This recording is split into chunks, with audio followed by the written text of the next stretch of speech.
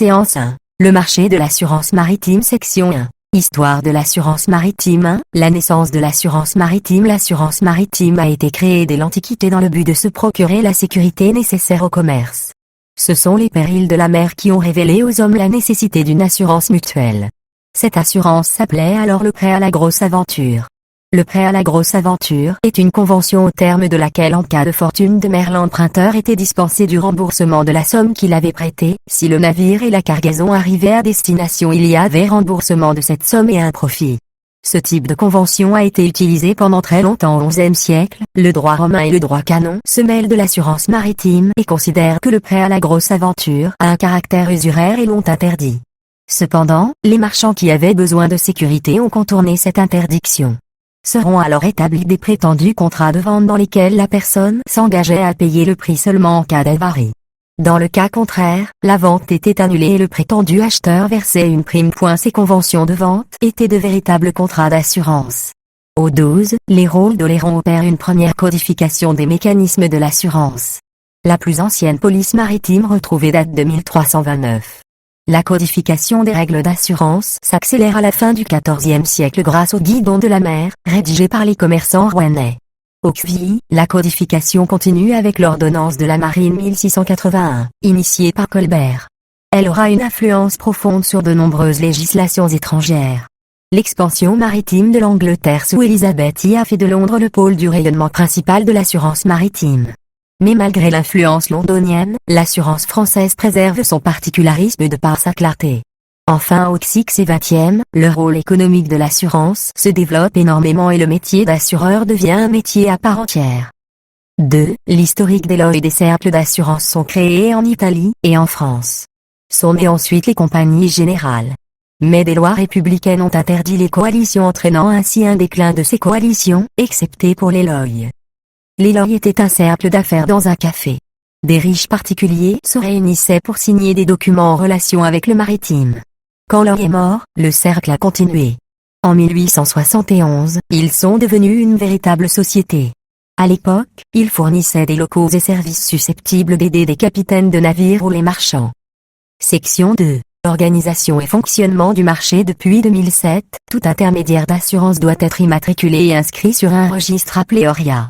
Cet organisme est chargé de la tenue des registres des différents intermédiaires d'assurance, ce qui permet aux assurés de vérifier la qualité de leurs intermédiaires. 1. La chaîne de l'assurance et ses différents acteurs. A. Le courtier en assurance maritime. Pour assurer sa marchandise ou son navire ne va pas s'adresser à tous les assureurs, mais plutôt à un intermédiaire, le courtier. Le courtier va présenter, pour lui, à l'assureur, le risque qu'il veut couvrir, sa dénomination sociale, son activité, ses chiffres, son passé assurantiel passé. Et quand le contrat sera conclu, il sera en charge de faire les déclarations prévues dans la police pour l'assuré. Le contrat qui lie le courtier et le futur assuré est un contrat de mandat. Le courtier répond donc de ses fautes vis-à-vis de son mandant.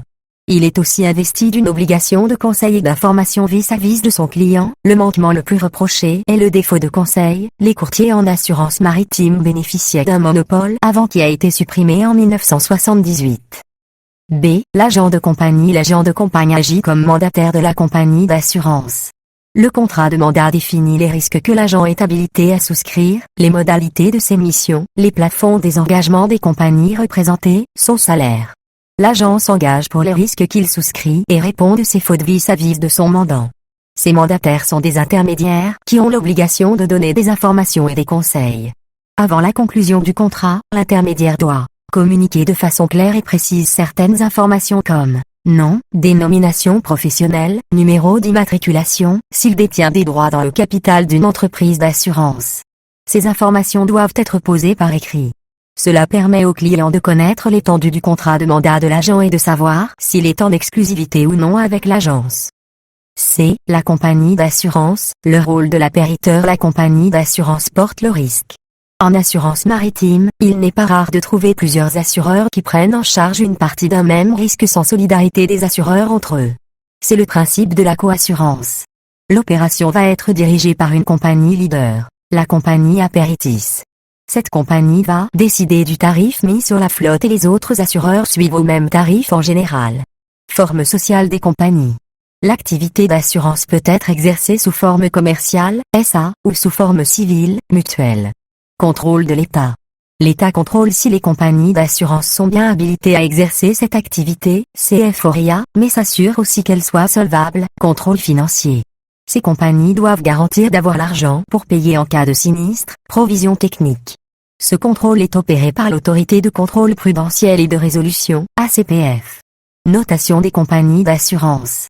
Cette notation est élaborée par des entreprises privées. Elles donnent leur avis sur la solidité des assurances et les notes. C'est un système reconnu dans le monde entier. Pour ce faire, elle se base sur de nombreux critères: actionnariat, fonctionnement, etc. Il s'agit soit d'informations données ou publiées par la compagnie. Le barème des compagnies va de A à grande sécurité, à CCC, très faible. D. Les courtiers de réassurance. Il agit en qualité de mandataire des compagnies d'assurance qui cherchent à réassurer tout ou partie du risque qu'elles couvrent pour un de ses clients. Les courtiers en réassurance agissent en qualité de mandataire des compagnies d'assurance et sont chargés de trouver une compagnie de réassurance. Les compagnies de réassurance. La réassurance est une opération où l'entreprise de réassurance assure une partie de son risque pour ne pas être la seule à le garantir. Il n'y a pas de lien juridique entre l'assuré originel et la compagnie de réassurance. Le contrat liant la compagnie cédante et la réassurance s'appelle un traité de réassurance. Cette opération est régie par certaines règles déontologiques. 2. Le fonctionnement actuel des LOI. Ils sont organisés de manière pyramidale et l'assuré ne peut pas souscrire directement avec les syndicats des LOI. Il doit se rapprocher d'un courtier qui se chargera de présenter son risque auprès des syndicats qui sont des assureurs présents au LOI. Chaque syndicat est dirigé par un agent de gestion. Il existe environ 90 syndicats et 56 agents de gestion opérant sur le marché des LOI. Au sein des syndicats, il y a les corporate members qui ont une responsabilité limitée. Les individuals members sont des riches particuliers qui souhaitent placer leur agent sur le marché. Ils sont engagés sur leur fortune personnelle. Ils sont assistés par des members agents pour placer au mieux leur fortune. Le LOI est présent en France, dans le domaine de la réassurance depuis de nombreuses années. Après la 2GM, il a pu bénéficier d'assurance directe. 3. Les chiffres de l'assurance maritime et transport. Le montant global des primes a augmenté en 2021 de 6,4% par rapport à 2020, pour atteindre 33 milliards de dollars. La couverture des marchandises a représenté la plus forte proportion de ce chiffre, 57,4%. Un secteur qui devance largement celui concernant la coque des navires, estimé à 23,5%. La valeur des navires assurés a fortement augmenté en 2021, le prix des portes, conteneurs, des vraquiers et des conventionnels a observé une hausse de 35%. Les incendies, première cause de sinistre en montant d'indemnisation. 4. Les principaux acteurs actuels du marché de l'assurance maritime, gestion de sinistres. Covéordé, acteur de l'assurance maritime et transport. Sezam, courtage. Union de courtiers des assurances maritimes et transports. Séance 2. Le contrat d'assurance maritime. Principes généraux. Section 1. Les caractères généraux du contrat d'assurance maritime. 1 degré. C'est un contrat nommé d'usage courant. Son régime est fixé par des dispositions du Code civil et des assurances. Les différends du titre du livre 1 de la partie législative du Code des assurances mentionnent les règles communes aux assurances de dommages et de personnes, les règles propres aux assurances dommages et celles propres aux assurances de personnes. Ces parties concernent uniquement les assurances terrestres à l'exception des articles L111, 6, L112, 2, L112, 4, L112, 7 et L113, 4, 1 qui eux sont applicables à l'assurance maritime. 2 degrés. C'est un contrat aléatoire et l'aléa est un élément indispensable à sa validité. Son absence ou sa disparition empêche l'établissement ou le maintien du contrat. Un contrat est dit aléatoire lorsque les parties acceptent de faire dépendre les effets du contrat, quant aux avantages et aux pertes qui en résulteront, d'un événement incertain, article 1108, alinéa 2, Code civil. 2 dispositions spéciales à l'assurance maritime reprennent ce principe. Article L172, 4. Toute assurance faite après le sinistre ou l'arrivée des objets assurés ou du navire transporteur est nulle, si la nouvelle en était connue, avant la conclusion du contrat, au lieu où il a été signé ou au lieu où se trouvait l'assuré ou l'assureur. Article L172, 5. L'assurance sur bonne ou mauvaise nouvelle est nulle s'il est établi qu'avant la conclusion du contrat l'assuré avait personnellement connaissance du sinistre ou l'assureur de l'arrivée des objets assurés. 3 degrés. Il s'agit d'un contrat consensuel. L'écrit est exigé par la loi, mais ce n'est pas un élément déterminant pour l'existence du contrat, l'accord des parties suffit à créer le contrat. 4 degrés. C'est un contrat synallagmatique. Chaque co-contractant a une obligation envers l'autre. Pour l'assuré, il s'agit de payer la prime et pour l'assureur de garantir le sinistre. Des obligations accessoires peuvent être imposées par la loi comme la déclaration des risques de l'assuré à l'assuré. D'autres obligations peuvent être créées par les parties elles-mêmes. Demande de mesures de prévention, déclaration d'un événement variable, obligation de déclarer un changement du pavillon du navire. 5 degrés. C'est un contrat à titre onéreux. Le contrat d'assurance n'est pas à titre gratuit. La contrepartie promise est la prime et la garantie du sinistre. En assurance maritime, même si l'assurance pour compte existe sans caractère gratuit et rare, la prime payée est facturée avec une marge au bénéficiaire de l'assurance. Assurance pour compte. Un commissionnaire de transport contracte une assurance dommage sur la marchandise transportée pour le compte du propriétaire de la marchandise, mais ce n'est pas gratuit car le commissionnaire compte cette démarche dans son coût. 6 degrés. Ce n'est pas un contrat d'adhésion. Le contrat d'assurance en général est considéré comme un contrat d'adhésion car de nombreux assurés ne peuvent pas discuter les termes du contrat. En assurance maritime, les contrats sont négociés de gré à gré, les contrats d'adhésion sont très rares sauf pour assurer des particuliers. 7 degrés. C'est un contrat qui répond à une exigence de bonne foi. Elle est exigée au moment de la formation du contrat et lors de son exécution. Article L172.2. Toute omission ou toute déclaration inexacte de l'assuré de nature à diminuer sensiblement l'opinion de l'assureur sur le risque, qu'elle ait ou non influé sur le dommage ou sur la perte de l'objet assuré, annule l'assurance à la demande de l'assureur. Toutefois, si l'assuré rapporte la preuve de sa bonne foi, la bonne foi ne se présume pas à la différence des assurances terrestres, l'assureur est, sauf stipulation plus favorable à l'égard de l'assuré, garant du risque proportionnellement à la prime perçue par rapport à celle qu'il aurait dû percevoir, sauf les cas où il établit qu'il n'aurait pas couvert les risques s'il les avait connus. La prime demeure acquise à l'assureur en cas de fraude de l'assuré, article L172.3. Toute modification en cours de contrat, soit de ce qui a été convenu lors de sa formation, soit de l'objet assuré, d'où résulte une aggravation sensible du risque, entraîne la résiliation de l'assurance si elle n'a pas été déclarée à l'assureur dans les 3 jours où l'assuré en a eu connaissance, jours fériés non compris, à moins que celui-ci n'apporte la preuve de sa bonne foi. Si cette aggravation n'est pas le fait de l'assuré, l'assurance continue, moyennant augmentation de la prime correspondant à l'aggravation survenue. Si l'aggravation est le fait de l'assuré, l'assureur peut, soit résilier le contrat dans les 3 jours à partir du moment où il en a eu connaissance, la prime lui étant acquise, soit exiger une augmentation de prime correspondant à l'aggravation survenue. 8 degrés. C'est un contrat indemnitaire. Tout intérêt légitime, y compris le profit espéré, peut faire l'objet d'une assurance. Nul ne peut réclamer le bénéfice d'une assurance s'il n'a pas éprouvé un préjudice.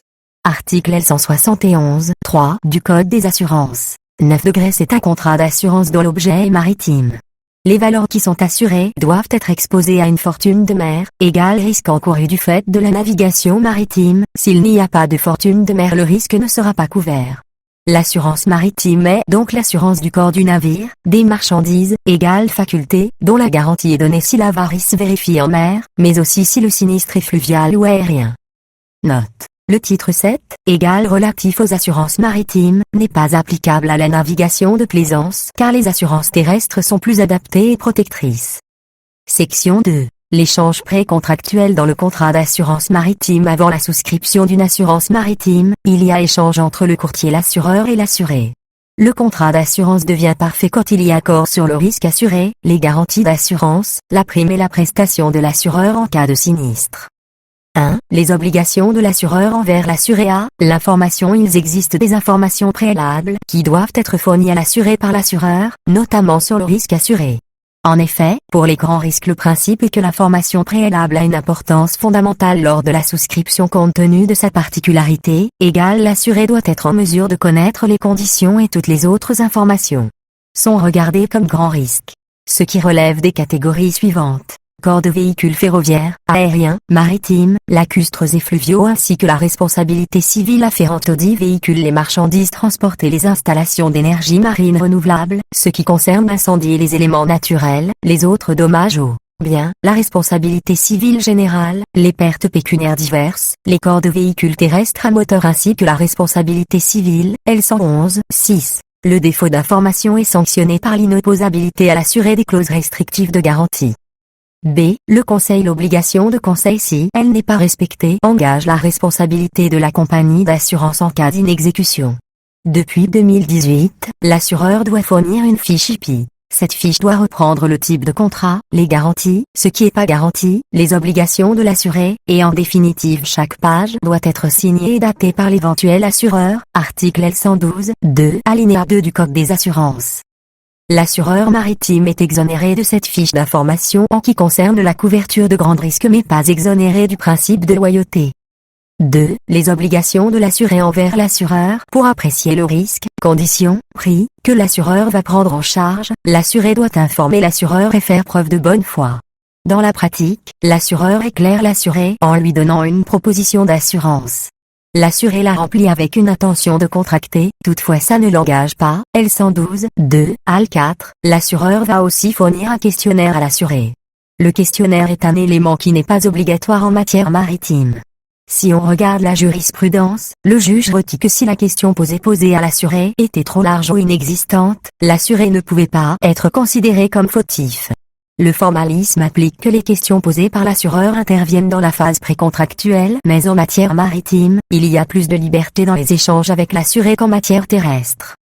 Section 3. L'analyse du risque maritime par l'assureur 1, ce qui influence directement l'analyse. Si l'assureur entend garantir un risque lié à un navire, il va prendre en compte son âge, son type de navire, vrac, pêche, plaisance, son tonnage, sa motorisation, sa puissance ou encore son pavillon. Si l'assureur entend garantir un risque lié à la marchandise, il va prendre en compte si les biens sont neufs ou d'occasion, produits en série ou en prototype, périssables ou non, dangereux ou non, si ce sont des produits lourds, qui supposent une manutention lourde, leur valeur. Dans tous les cas, on regardera toujours la zone de navigation ou la zone de transport et la valeur du navire ou de la marchandise. L'assureur regarde aussi le facteur humain, management de l'armateur, profil de la société, équipage, nombre des personnes à bord, nationalité, qualification, recrutement, expérience. L'assureur prend en compte les statistiques sinistres, nombre de sinistres, fréquence, importance. Pour un assureur maritime, il est très important de connaître le type de sinistre X. Un assuré veut souscrire une assurance corps de navire pour sa flotte. Il a eu un échouement sur un navire et 4 avaries de moteur. L'assureur peut proposer une franchise additionnelle sur les pannes moteurs. Cela lui permet d'apprécier au mieux le risque et de proposer une prime qui reste intéressante à l'armateur. L'assureur doit aussi vérifier la garantie que l'assuré souhaite, tout risque, exclusion. 2. Ce qui influence indirectement l'analyse, il peut s'agir des coûts des éventuelles réparations. L'assureur va regarder la distance du premier lieu où le navire pourrait être réparé en cas de sinistre et donc sa distance par rapport à son parcours classique. Il va regarder aussi les prix des matières premières tout comme le coût d'acheminement de ses marchandises. L'assureur devra aussi tenir compte des éventuels coûts annexes comme les avocats, les experts, etc. Si un navire va jusqu'aux États-Unis, l'analyse sera différente car là-bas la présence d'un avocat est quasi systématique. L'assureur regarde aussi le coût de sa propre réassurance et les prix proposés par la concurrence. L'objectif est d'être le plus compétitif. Section 4. Les facteurs réglementaires et légaux. Réglementation internationale Solvency 2 concerne l'obligation d'identifier les partenaires avec qui l'on travaille. Elle impose au courtier de présenter toutes les offres qu'il a reçues à son client et de le conseiller dans le choix de sa proposition, à l'assureur de faire toutes les vérifications pour s'assurer que l'indemnisation ne cache pas un blanchiment d'argent. À l'assureur de vérifier les régimes des sanctions internationales. B. Réglementation nationale. Si l'assureur veut souscrire dans certains pays, il devra passer par une société agréée, seule habilitée à contracter de l'assurance sur ce territoire, ex. Afrique, l'assurance n'a pas le droit de proposer telle ou telle garantie. Chaque souscripteur doit conduire sa propre approche du risque en tenant compte de tous les paramètres qui lui sont donnés. Il existe aussi des obligations de courtage qui fixent aussi l'étendue des garanties que l'on doit fournir. Section 5. Les pièces contractuelles. Dans ce cadre, l'assurance maritime se rapproche de l'assurance terrestre, par contre la terminologie utilisée est différente. 1. La note de couverture ou arrêté d'assurance. L'assureur va émettre une note de couverture qui atteste qu'à compter d'une date donnée l'assuré est couvert.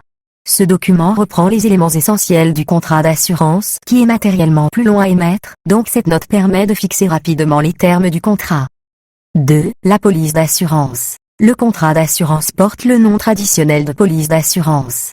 Avant cette police était rédigée par le courtier et conservée par ce dernier, aujourd'hui ce n'est plus le cas. A. Généralité. Il s'agit d'un contrat consensuel qui doit être prouvé par écrit. Autrefois, c'était le courtier qui rédigeait et conservait les polices. Aujourd'hui un nombre élevé de compagnies les rédigent elles-mêmes car elles ont des produits spécifiques maison. On distingue deux types des conditions. Les conditions générales. Elles ont vocation à s'appliquer à tous les assurés. Les conditions particulières. Elles ont vocation à s'appliquer à un assuré donné ou à des profils d'assurés particuliers. L'assureur qui oppose des conditions particulières ou générales devra démontrer que l'assuré en a eu connaissance. Voilà pourquoi la police doit être signée et contenir une mention acceptée. L'acceptation doit donc être explicite. B. Les mentions de la police. La police doit contenir des mentions obligatoires qui sont énumérées à l'article R 172.3 du Code des assurances. La police d'assurance est datée du jour où elle est établie. Elle indique le lieu de souscription, le nom et le domicile des parties contractantes, avec l'indication, le cas échéant, que celui qui fait assurer agit pour le compte d'autrui, la chose ou l'intérêt assuré, les risques assurés ou les risques exclus, le temps et le lieu de ces risques, la somme assurée, la prime, la clause à ordre ou au porteur, si elle a été convenue. Pour un navire, son numéro d'immatriculation, carte de circulation est. Pour de la marchandise, quantité et valeur, toutes ces infos sont souvent dans le connaissement. Si c'est une assurance responsabilité, nature de la responsabilité couverte, contractuelle ou délictuelle. 3. Les avenants à la police. La police est un contrat qui vit et qui peut avoir des avenants et notamment parce qu'à la différence des assurances terrestres tacitement reconduites, les assurances maritimes ont une durée de 12 mois et ne se reconduisant pas tacitement. Il y a plusieurs types d'avenants. Avenants de renouvellement. Lorsque les parties vont renouveler le contrat, elles y font appel pour proroger la période de garantie initiale. Il faut savoir que cet avenant est bien utilisé en assurance corps. Avenant de ressortie de prime. C'est l'avenant qui matérialise la demande de paiement de la prime que l'assureur envoie au courtier et qui va faire courir les éventuels délais de mise en demeure, pour la suspension ou résiliation du contrat en matière de non-paiement de prime. Avenant de modification. Il va changer les termes du contrat, ex, type de couverture, date.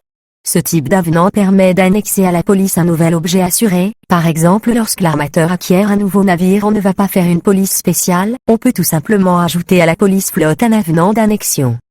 4. L'attestation d'assurance ou certificat d'assurance. Un professionnel ou un particulier peut avoir besoin de prouver qu'il a une assurance. Il pourra le faire en présentant une attestation d'assurance qui est émise par son assureur. Cette attestation est un document qui précise le nombre d'assureurs et plus en général les éléments essentiels du contrat qui a été souscrit tels que le capital garanti, la durée de la police, la nature et l'objet de la garantie. Il faut savoir que l'attestation d'assurance n'engage pas l'assureur à indemniser un sinistre, cependant en cas de divergence entre les clauses de garantie figurant dans la police et celles mentionnées dans l'attestation d'assurance, celles qui sont dans la police prime. Jurisprudence. Déclaration à l'assureur, omission, sanction. Article L113.8. Un assuré a été sanctionné par son assureur pour une omission de déclaration. Il s'agissait d'un contrat auto concernant un véhicule Mercedes. Ce véhicule a été volé et l'assureur a appris que l'assuré avait, précédemment, subi un premier vol de véhicule. Il a eu un contentieux judiciaire et l'ACA a considéré que l'omission de déclaration entraîne la nullité d'un contrat d'assurance par application des dispositions des articles L113.8, sans qu'il soit nécessaire que l'assureur établisse le caractère intentionnel de l'omission. La connaissance d'un sinistre antérieur aurait pu conduire l'assureur à refuser de garantir le véhicule. Déclaration à l'assureur, bonne foi, article L112.2. Il s'agit de l'incendie d'un chantier et le bateau est totalement détruit. Il était assuré pour une valeur de 500 000 € et l'assureur refuse la garantie et invoque la nullité du contrat parce que 3 mois avant la souscription du risque l'assureur a constaté, dans l'enquête faite par l'expert, que le permis de navigation n'avait pas été renouvelé faute par l'assuré d'avoir remplacé un extincteur de feu comme le Centre de sécurité des affaires maritimes avait exigé. L'ACA de Montpellier a considéré que l'omission de déclarer au moment de la souscription du contrat que le navire était dépourvu de titre de navigation en cours de validité entraîne la nullité du contrat d'assurance par application des dispositions de l'article L112.2 du Code des assurances. L'assuré ne peut arguer de sa bonne foi alors qu'il est évident que la dissimulation de cette information était de nature à influencer l'appréciation du risque, peu importe qu'elle était sans influence pour la réalisation du dommage. L'absence de preuve de la bonne foi. Ce n'est pas forcément de la mauvaise foi. La mauvaise foi implique l'intention de tromper l'assureur, il faut encore que l'assureur en apporte la preuve. En assurance maritime la bonne foi n'est pas présumée, donc l'assuré doit rapporter la preuve de sa bonne foi. Preuve de la connaissance des conditions générales, devoir d'indemnisation. Il s'agissait d'un navire de pêche qui était assuré par une mutuelle de pêche qui a fait naufrage. Au cours des investigations, il est apparu que son permis de navigation était expiré depuis plusieurs mois. Les conditions générales de la police d'assurance prévoyaient que l'assureur était libéré de toute obligation d'indemnité en cas d'absence de permis de navigation au moment d'un sinistre.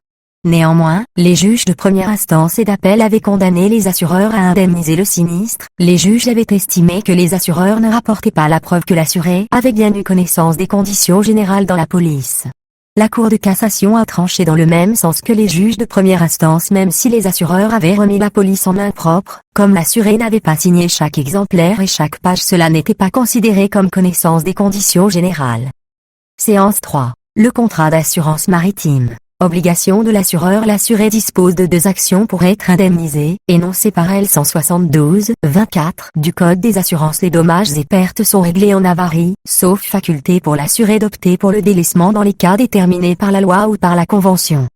1. Le paiement de l'indemnité A. L'action d'avarie particulière. Quand la marchandise ou le navire a subi une avarie, l'assuré doit en faire la déclaration à son assureur pour être indemnisé au titre de la police d'assurance.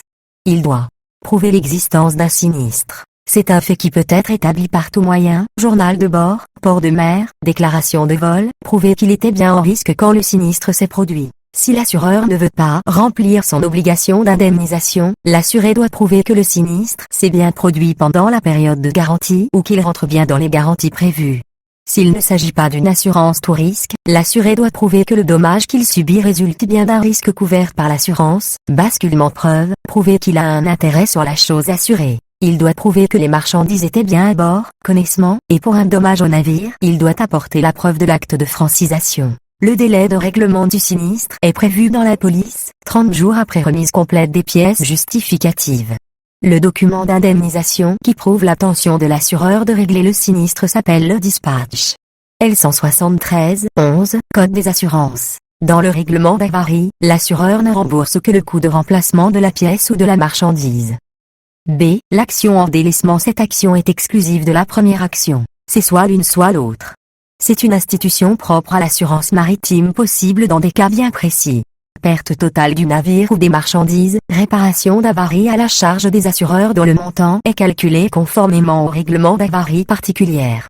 Le défaut de nouvelles depuis plus de 3 mois, impossibilité de réparer le navire. Cette impossibilité ne doit pas être financière mais doit être technique. Article L172-27 du Code des assurances. Le délaissement ne peut être ni partiel, ni conditionnel. Il transfère les droits de l'assuré sur les objets assurés à l'assureur, à charge par lui de payer la totalité de la somme assurée. Les effets de ce transfert remontent entre les parties au moment où l'assuré notifie à l'assureur sa volonté de délaisser. L'assureur peut, sans préjudice du paiement de la somme assurée, refuser le transfert de propriété. L'assuré a 3 mois pour notifier à l'assureur sa volonté de faire un délaissement. C. Ce que l'assureur prend en charge dans le cas de la police tous risques. L'assureur garantit les dommages matériels causés par toute fortune de mer ou événement de force majeure. L172-11. La notion de fortune de mer n'est pas clairement définie mais comprend tous les accidents qui peuvent survenir en mer. En revanche, l'assureur ne garantit pas les fautes intentionnelles, égale intention de créer le dommage, ou inexcusable, égale savait que tel agissement pouvait créer un dommage mais n'a rien fait pour empêcher la survenance du dommage. L172-13. La preuve de ces fautes est assez difficile à rapporter pour l'assureur. L'assureur ne garantit pas tous les dommages, certains sont exclus en raison de leur nature. Vice propre du navire ou de la marchandise, égale défaut qui dès l'origine, atteint un organe ou toute une partie du bateau, ou pour la marchandise un cas d'infestation.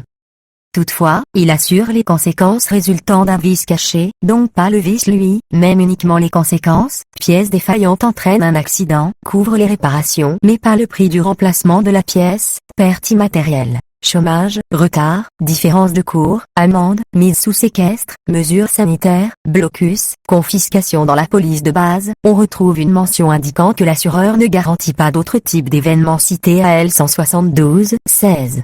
Il s'agit d'une garantie complémentaire que l'assuré peut prendre: piraterie, guerre, émeute. D. L'indemnité en cas d'assurance cumulative. L172-30, Code des assurances. Si un même risque a été couvert par plusieurs assureurs, au titre d'un même contrat d'assurance, chacun n'est tenu, sans solidarité avec les autres, que dans la proportion de la somme par lui assurée, laquelle constitue la limite de son engagement. Il existe certains cas dans lesquels il peut y avoir un cumul d'assurance pour un même risque. En effet, un assuré peut se garantir pour le même risque auprès de plusieurs assureurs sans que l'addition de ces contrats ne dépasse la valeur de la chose. Si le montant assuré dépasse la valeur de la chose, la loi se base en général sur la bonne foi de l'assuré pour savoir s'il s'agit vraiment d'une assurance cumulative ou non. En cas de bonne foi, les contrats sont valables si l'assuré fait connaître à l'assureur de ses autres garanties. L'assuré doit se faire indemniser par l'assureur de son choix, qui se fera rembourser au prorata par l'autre assureur. Le principe à retenir est que l'indemnité doit être réparatrice et ne doit pas constituer un enrichissement. 2. Les droits et sanctions de l'assureur A. La déchéance du droit à indemnité. Cette déchéance est contractuellement possible et permet à l'assureur de ne pas indemniser l'assuré dans le cadre d'un événement particulier. Toutefois, on ne peut pas prévoir une clause trop large. Pour être valable, cette clause doit être mentionnée en caractère gras et être explicite. La loi prohibe les clauses de déchéance pour retard de déclaration de sinistre. L'indemnité peut être réduite uniquement. Elle n'a pas opposable à l'assuré s'il était dans l'impossibilité matérielle de réaliser son obligation. Elle n'est pas non plus opposable au tiers victime dont la créance est née au jour du sinistre. B. La subrogation de l'assureur dans les droits de l'assuré. C'est une opération qui substitue une personne ou chose à une autre, obéissant au même régime que l'élément qu'il remplace. Par la subrogation, l'assureur obtient les droits et actions du bénéficiaire. Toutefois, cette subrogation ne joue qu'à concurrence de l'indemnité payée par l'assureur. L'assuré conserve ses droits pour le surplus du préjudice qui n'aurait pas été garanti. Il s'agit d'une subrogation légale, L172-29, en vertu de laquelle l'assureur peut exercer tout recours en contrepartie de la somme payée en raison du contrat d'assurance. Parfois, l'assuré peut demander à son assureur de renoncer à son droit de recours contre le tiers responsable pour des raisons commerciales, il paiera alors bien souvent une surprime. Exemple du recours pour compte commun. Les compagnies d'assurance maritime ne bénéficient pas d'accord entre elles. Dans la pratique, ce recours permet à l'assureur qui paye de faire le recours pour l'ensemble des préjudices, ce qu'il a indemnisé plus ceux qu'il n'a pas indemnisés. Tout cela s'enregistre dans la quittance subrogative. L'assureur peut donc justifier de son intérêt à agir devant les tribunaux. C. L'action directe du tiers contre l'assureur. Dans les faits, le bateau à bord des victimes pourra faire un recours contre l'assureur du navire à bordeur. Dans le cas où l'assuré n'invoquerait pas la limitation de responsabilité dont il serait en droit de se prévaloir en vertu de la législation applicable, le montant du remboursement incombant aux assureurs ne dépassera pas celui qui eût été à leur charge si la dite limitation avait été invoquée. Cas pratique. Un armateur patron de pêche est couvert pour son chalutier par une assurance corps de navire aux conditions de la police française d'assurance maritime sur corps de navire de pêche qui a pris effet pour 12 mois à compter du 1 janvier 2022. Lors d'une sortie en mer au mois de mai 2022, le capitaine évalue mal la présence d'un haut fond signalisé sur la carte à la sortie du port et son chalutier talonne. Il poursuit sa route et au retour de pêche, il constate d'importantes vibrations au niveau du réducteur. Il ne s'en préoccupe pas car elles existent depuis la mise en place du nouveau moteur. Lors de la mise à sec du navire pour entretien en novembre 2022, il est constaté une légère déformation des fonds que le capitaine attribue au talonnement du mois de mai. Des dommages au réducteur sont également découverts à l'occasion de la visite d'entretien.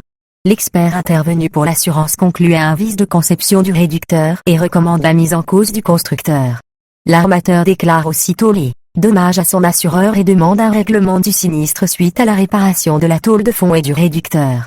Le patron a perdu quelques journées de pêche du fait des travaux de réparation plus longs que prévu suite à l'avarie de réducteur et il en réclame remboursement à son assureur.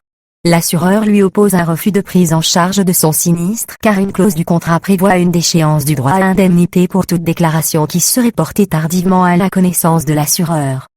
1. Quelle est la cause du sinistre? Comment l'assuré peut-il la prouver? La cause du sinistre est l'erreur de navigation. Il y a aussi un problème de réducteur à débattre avec l'assureur. En ce qui concerne la preuve, elle peut être apportée par tout moyen. Le capitaine retrouvera dans son journal le moment du tâtonnement qui s'est produit dans la période de garantie. 2. L'événement survenu est-il garanti par la police d'assurance? Il s'agit d'une faute de navigation. Cette faute peut être garantie donc la réponse est oui. 3. Les dommages au réducteur sont-ils garantis par l'assureur? Oui, car l'expert a tranché sur un vice de la conception, il s'agit d'un vice caché pour l'armateur. Il peut demander remboursement du dommage à l'exclusion du prix de la pièce.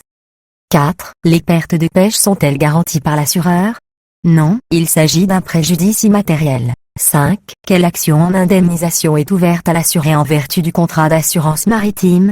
L'action en avarie particulière. 6. L'assureur est-il en droit d'opposer une déchéance d'indemnité?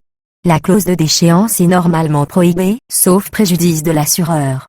L'assureur ne peut pas opposer une déchéance d'indemnité. L'assureur ne pourra refuser de payer au motif que l'assuré n'avait pas déclaré son talonnage. 7. Quel document l'assuré doit-il produire pour prouver son intérêt à agir? L'assuré doit produire l'acte de francisation si le navire est sous pavillon ou plus généralement le certificat de propriété. Autre cas de figure. Le patron de pêche traverse volontairement le haut fond en vue de tenter d'échouer son navire pour finir par le couler par la suite. Il faut dire que sa situation financière n'est pas très bonne depuis quelques mois. Le sinistre est-il garanti par l'assureur? Non, il s'agit d'une faute intentionnelle et l'assureur ne garantit pas les fautes intentionnelles de l'assuré. Séance 4. Le contrat d'assurance maritime. Les obligations de l'assuré 1. Le paiement de la prime A. La fixation de la prime. La police d'assurance indique le taux convenu entre l'assureur et l'assuré pour la prime. Cette prime est un pourcentage de la valeur assurée. Elle peut aussi être indexée sur le chiffre d'affaires, c'est alors une prime provisionnelle, elle peut donner lieu à un complément de prime à la fin de l'exercice. 1. En assurance faculté pour fixer ce taux, on considère la nature de la marchandise, son poids, son encombrement dans l'espace de transport, son type d'emballage, type de voyage, navire utilisé.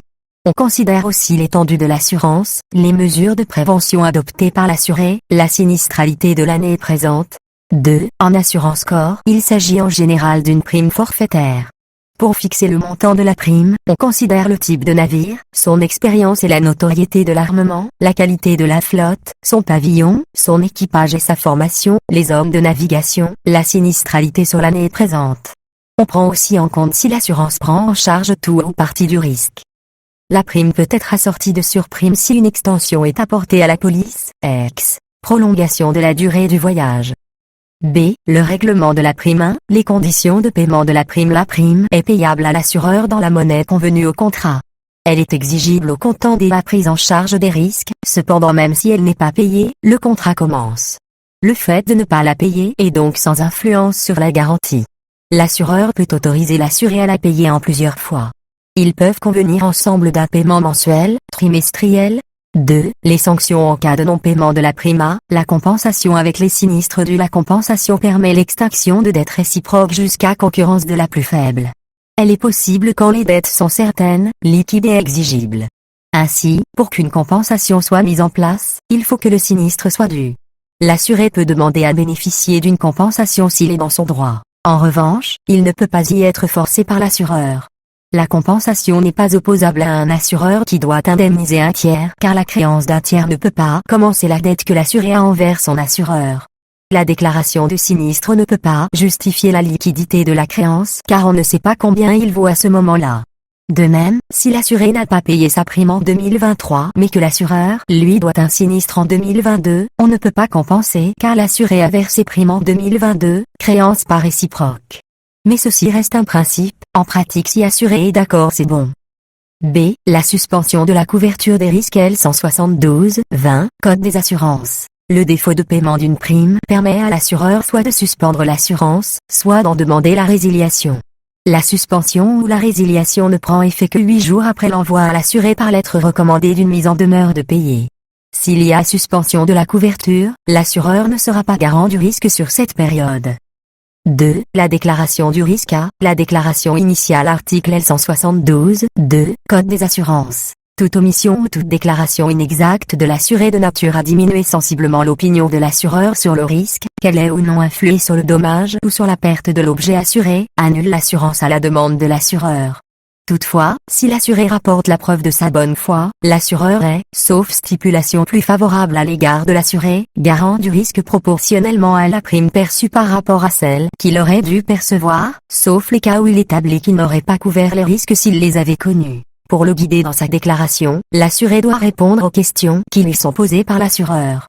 Toute fausse déclaration entraîne annulation du contrat si l'élément était déterminant pour l'assureur dans la fixation de la prime et qu'il aurait changé l'appréciation du risque. Toutefois, si l'assuré parvient à prouver sa bonne foi, l'assureur est garant du risque proportionnellement à la prime perçue par rapport à celle qu'il aurait dû percevoir. Cette réduction est opposable au tiers victime qui forme une action directe contre l'assureur de l'assuré.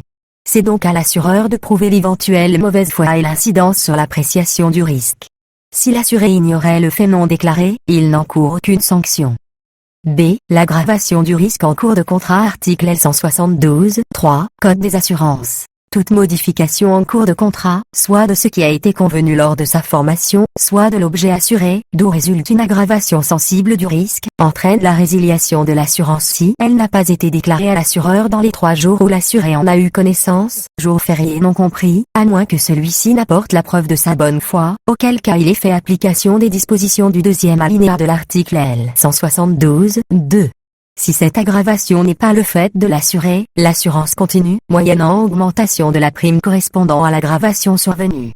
Si l'aggravation est le fait de l'assuré, l'assureur peut, soit résilier le contrat dans les 3 jours à partir du moment où il en a eu connaissance, la prime lui étant acquise, soit exiger une augmentation de prime correspondant à l'aggravation survenue. Dans la pratique, les aggravations de risque peuvent être un navire qui perd sa classification, un changement de pavillon, un changement du moteur. 3. L'obligation de soins raisonnables. L'obligation de soins raisonnables est une obligation relative, elle n'incombe pas tellement à l'assuré, c'est plus à l'assureur de démontrer le contraire. Article L172-11, Code des assurances. L'assureur répond des dommages matériels causés aux objets assurés par toute fortune de mer ou par un événement de force majeure. L'assureur répond également 1 degré de la contribution des objets assurés à l'avarie commune, sauf si celle-ci provient d'un risque exclu par l'assurance. 2 degrés des frais exposés par suite d'un risque couvert en vue de préserver l'objet assuré d'un dommage matériel ou de limiter le dommage. Article L172-13, Code des assurances. Les risques assurés demeurent couverts, même en cas de faute de l'assuré ou de ses préposés terrestres, à moins que l'assureur n'établisse que le dommage est dû à un manque de soins raisonnables de la part de l'assuré pour mettre les objets à l'abri des risques survenus. L'assureur ne répond pas des fautes intentionnelles ou inexcusables de l'assuré. Article L172-19, Code des assurances. L'assuré doit 1 degré payer la prime et les frais, au lieu et aux époques convenues. 2 degrés apporter les soins raisonnables à tout ce qui est relatif au navire ou à la marchandise. 3 degrés déclarer exactement, lors de la conclusion du contrat, toutes les circonstances connues de lui qui sont de nature à faire apprécier par l'assureur le risque qu'il prend à sa charge. 4 degrés déclarer à l'assureur, dans la mesure où il les connaît, les aggravations de risques survenues au cours du contrat. En pratique, nous n'avons pas vraiment de définition du soin raisonnable, mais cela peut être traduit comme une obligation de diligence que l'assuré doit avoir eu égard au navire ou encore à la marchandise. Avec le concept de diligence, on comprend que l'assuré doit faire tous les efforts pour se prémunir lui-même de tout événement risque susceptible de provoquer des dommages à l'objet assuré. L'assuré doit agir comme s'il n'y avait pas d'assurance, comme un bon père de famille. En cas de non-respect, plusieurs sanctions sont envisageables par l'assureur: la réduction proportionnelle de l'indemnité ou la résiliation du contrat. 4. La déclaration des sinistres et la conservation des recours. À la déclaration des sinistres, l'assuré est tenu de déclarer à l'assureur, dès qu'il en a connaissance et au plus tard dans le délai prévu au contrat, tout sinistre qui mettrait en jeu la garantie de l'assureur. La forme est libre, mais il faut être prudent car il faut réussir à prouver par écrit cette déclaration, en cas de procédure judiciaire. La déclaration incombe à l'assuré, mais en pratique la déclaration est faite à son courtier qui la transmettra à l'assureur. En cas de non-déclaration, la loi ne prévoit pas de sanction. En revanche, la police peut prévoir la déchéance du droit. Cette déchéance en assurance terrestre est inopposable aux tiers. Dans le domaine maritime, cela fait couler encore beaucoup d'encre. B. Les mesures préventives et conservatoires. Article L172-23, Code des assurances. L'assuré doit contribuer au sauvetage des objets assurés et prendre toute mesure conservatoire de ses droits contre les tiers responsables. Il est responsable envers l'assureur du dommage causé par l'inexécution de cette obligation résultant de sa faute ou de sa négligence. L'assuré doit, dès lors qu'il a connaissance de faits ou événements susceptibles d'entraîner des dommages, prendre à ses frais toute mesure utile pour prévenir la survenance de dommages. En cas de survenance d'un sinistre, l'assureur doit donc démontrer que l'assuré n'a pas mis en place ces mesures conservatoires. En outre, l'assuré a aussi l'obligation de prendre toute mesure conservatoire de ses droits contre les tiers responsables, c'est-à-dire qu'il y a une obligation de conservation des recours contre les tiers. La conservation des recours peut prendre plusieurs formes. Lettre de mise en cause avec une convocation à une expertise, conservation des pièces endommagées, assignation du tiers responsable pour éviter la prescription du droit à agir. Il peut y avoir un cas de figure différent. Lorsque l'assuré passe un contrat avec un chantier pour réparer le navire et que ce chantier lui demande de renoncer à ses droits d'action contre ce dernier. Dans ce cas, l'assuré devra prévenir son assureur lorsque le navire entre dans le chantier. En cas de non-respect, les sanctions sont prévues par la police, réduction proportionnelle ou résiliation du contrat. Qu'a pratique la compagnie Rhône-Fluve est un armateur fluvial qui exploite des barges épousseurs pour le transport de sable.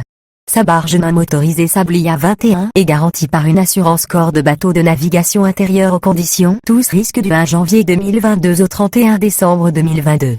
Sa police d'assurance a été renouvelée au 1 janvier 2023 pour une période de 12 mois. Rhône-Fluve s'est engagé à payer la prime en 3 échéances, 15 mars, 15 juin et 15 septembre. Les 2 premières échéances du 15 mars et du 15 juin ont été réglées et l'assureur a envoyé une mise en demeure de payer la dernière échéance le 20 septembre 2023. Rhône-Fluve a passé un contrat avec le port fluvial de Montélimar le 15 mars 2022 pour le déchargement au moyen de la grue du port avec les grutiers employés par le port. Ce contrat est rétroactif au 1er janvier 2022 et les parties, en la personne de leurs dirigeants respectifs, se sont mis d'accord par écrit sur la procédure de déchargement au godet, sans utilisation d'un chariot en fond de cale. Cette procédure implique qu'une partie de la marchandise reste au fond de cale et ne peut être déchargée. À plusieurs reprises depuis janvier 2022, le capitaine s'était plaint au port des manœuvres brutales des grutiers qui raclent les fonds de la barge avec le godet de la grue et en avait rendu compte à son armement. Au déchargement du 30 septembre 2023, le choc est tellement violent que le capitaine fait stopper la manœuvre. L'armateur déclare le sinistre le 1 octobre 2023 à son courtier et lui envoie le règlement de son échéance de septembre par chèque. La prime est reversée à l'assureur par le courtier par virement le 8 octobre 2023. Le bateau est mis à sec pour examen en vue des travaux et après retrait du plancher en azobé, l'expert constate que de nombreuses membrures sont cassées et que la structure du bateau est affectée. L'expert identifie clairement que les dommages sont la conséquence des chocs répétés des godets. 1. L'assuré a-t-il respecté son obligation au niveau du paiement de la prime? En l'espèce, la mise en demeure a été envoyée le 20 septembre. L'assuré a payé la prime le 8 octobre. L172-20 prévoit un délai de 8 jours pour payer, il est donc hors délai. Toutefois, l'assuré a payé 2 échéances et s'est quand même acquitté tardivement du paiement, après sinistre, il a donc respecté partiellement son obligation de paiement.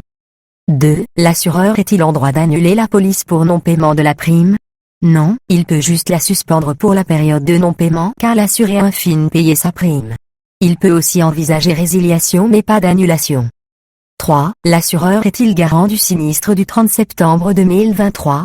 Non car il a eu lieu pendant la période de suspension.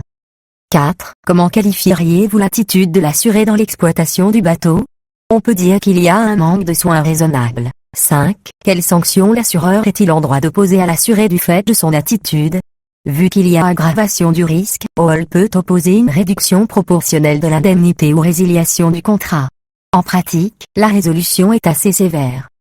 6. L'assuré a-t-il préservé le recours contre le tiers responsable des dommages? Que lui conseilleriez-vous de faire dans un tel cas? Le port ne peut être considéré comme entièrement responsable car il y a une forme d'acceptation du risque en acceptant la procédure de déchargement. Si l'armateur avait voulu mettre en cause, il aurait fait convoquer une expertise ou adresser une rare. 7. Autre cas de figure. Au moment de recueillir tous les éléments pour établir son rapport, l'expert s'aperçoit que le bateau n'est pas à jour de ses certificats communautaires qui n'ont pas été renouvelés par l'administration. Le sinistre est-il garanti par l'assureur? Les titres de navigation sont obligatoires, c'est une condition d'assurance sans équivoque. Les assureurs ne couvrent jamais un bateau sans ces documents. L'assureur étudiera la bonne foi de l'assuré, ex. Dossier fait mais délai de l'administration long pour la délivrance des documents. Séance 5. L'assurance corps. Le risque couvert et la vie du contrat. Les navires peuvent être assurés selon différentes conditions. Françaises, anglaises, américaines, norvégiennes et allemandes. Les conditions anglaises et américaines fonctionnent sur la base des risques limitativement énumérés. Les polices norvégiennes ressemblent aux françaises notamment pour le Nordic Plan. Certaines polices allemandes fonctionnent sur le principe du tous risque.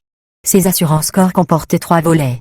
Le volet matériel. Ces dommages peuvent être garantis en tous risques. Mais, il peut y avoir certaines clauses qui permettent de garantir en fond d'avarie particulière, c'est-à-dire certains événements majeurs sont garantis mais les dommages en machine ne sont pas garantis. Le volet recours des tiers. Ici, on vise la responsabilité civile de l'armateur pour abordage ou heurts dans la limite d'un capital égal à la valeur agréée.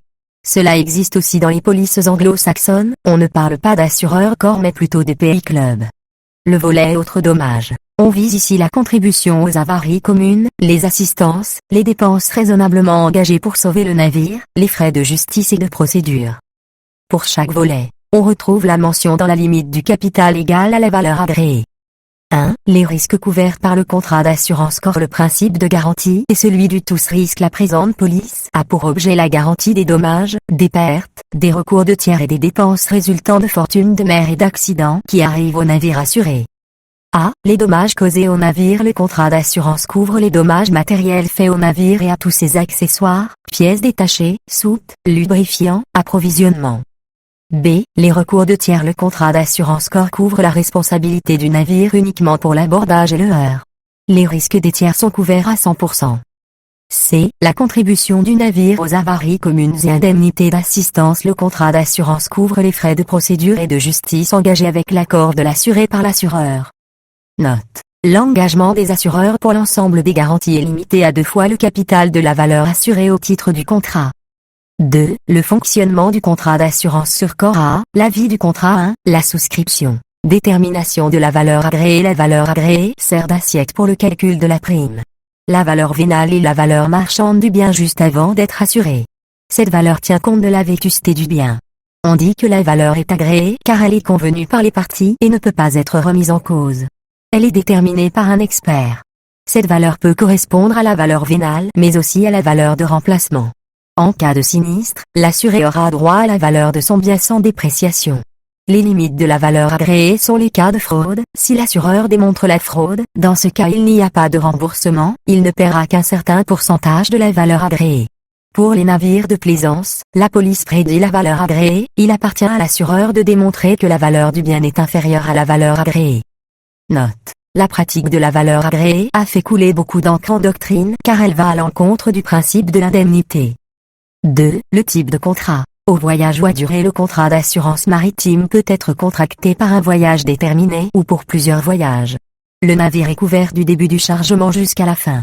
Ces contrats au voyage sont exceptionnels car en règle générale, les navires sont garantis pour une période déterminée, généralement 12 mois, durée non reconduite tacitement comme en matière terrestre. 3. Le renouvellement. Le contrat fait l'objet de discussions annuelles pour décider des conditions de renouvellement du contrat. Le contrat peut être renouvelé à l'identique ou avec une majoration de prime si entre-temps il y a eu un sinistre. Pour les navires de commerce et de pêche, le contrat est conclu pour 2 ou 3 ans. Il est prévu une échéance annuelle mais juste pour ajouter la prime en fonction de la sinistralité encourue pendant l'année.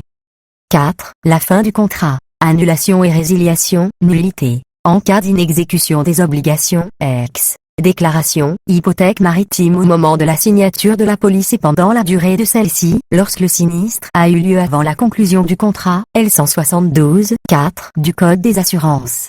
Résiliation, aggravation du risque, changement de société de classification, de pavillon, vente publique, les cas de résiliation de L173, 14, aliénation du navire, liquidation ou RJ de l'assuré ou de l'assureur. 5. La prescription des actionnés du contrat. Ces prescriptions viennent du Code des assurances maritimes, dans lequel on retrouve des précisions concernant le départ de ces prescriptions.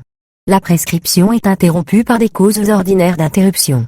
La reconnaissance de la dette par le débiteur, la cause en justice ou acte d'exécution forcée. L'article R172, 6 du Code des assurances donne le point de départ selon les différentes actions. Le délai de prescription des actionnés du contrat d'assurance court. 1 degré en ce qui concerne l'action en paiement de la prime, de la date d'exigibilité. 2 degrés en ce qui concerne l'action d'avarie, de la date de l'événement qui donne lieu à celle-ci. Pour la marchandise, de la date de l'arrivée du navire, de l'aéronef ou autre véhicule de transport, ou, à défaut, de la date à laquelle il aurait dû arriver ou, si l'événement est postérieur, de la date de cet événement. 3 degrés pour l'action en délaissement, de la date de l'événement qui y donne droit ou, si un délai est fixé pour donner ouverture à l'action, de la date d'expiration de ce délai. 4 degrés lorsque l'action de l'assuré a pour cause la contribution d'avarie commune ou la rémunération d'assistance, du jour du paiement. 5 degrés lorsque l'action de l'assuré a pour cause le recours d'un tiers, du jour de l'action en justice à l'encontre de l'assuré. 6 degrés pour l'action en répétition de toute somme payée en vertu du contrat d'assurance, de la date du paiement indu. Article L173, 12 du Code des assurances. Quel que soit le nombre d'événements survenus pendant la durée de la police, l'assuré est garanti pour chaque événement jusqu'au montant du capital assuré, sauf le droit pour l'assureur de demander après chaque événement un complément de prime. 2. Les règles particulières à l'assurance corps 1. La durée des risques. Le capital se reconstitue à chaque paiement de l'indemnité. 2. L'assurance sur la bonne arrivée. Article L173, 7, Code des assurances. L'assurance sur bonne arrivée ne peut être contractée, à peine de nullité, qu'avec l'accord des assureurs du navire. Lorsqu'une somme est assurée à ce titre, la justification de l'intérêt assurable résulte de l'acceptation de la somme ainsi garantie. L'assureur n'est tenu que dans les cas de perte totale ou de délaissement du navire à la suite d'un risque couvert par la police. Il n'a aucun droit sur les biens délaissés. C'est une sorte d'assurance complémentaire qui permet à l'armateur d'assurer les frais de la disparition de son navire et de couvrir son navire à hauteur de la valeur réelle. En général, la somme garantie est égale au minimum à 25% de la valeur agréée du corps. Cette valeur n'a pas besoin d'être justifiée. Jurisprudence sur les risques couverts. CA de Paris 30 octobre 2015, vedette Babouone. Il s'agissait d'une police tous risques sur une vedette, garantie corps et machine. À une époque, le navire subit des avaries de moteur à répétition. Lorsque l'assuré déclare le sinistre, l'assureur demande une expertise judiciaire pour déterminer si le moteur présentait des anomalies au vu de l'âge de la vedette. Selon la nature du fait générateur du dommage au moteur, l'assureur devait ou non l'indemnisation du sinistre. L'expertise était donc importante.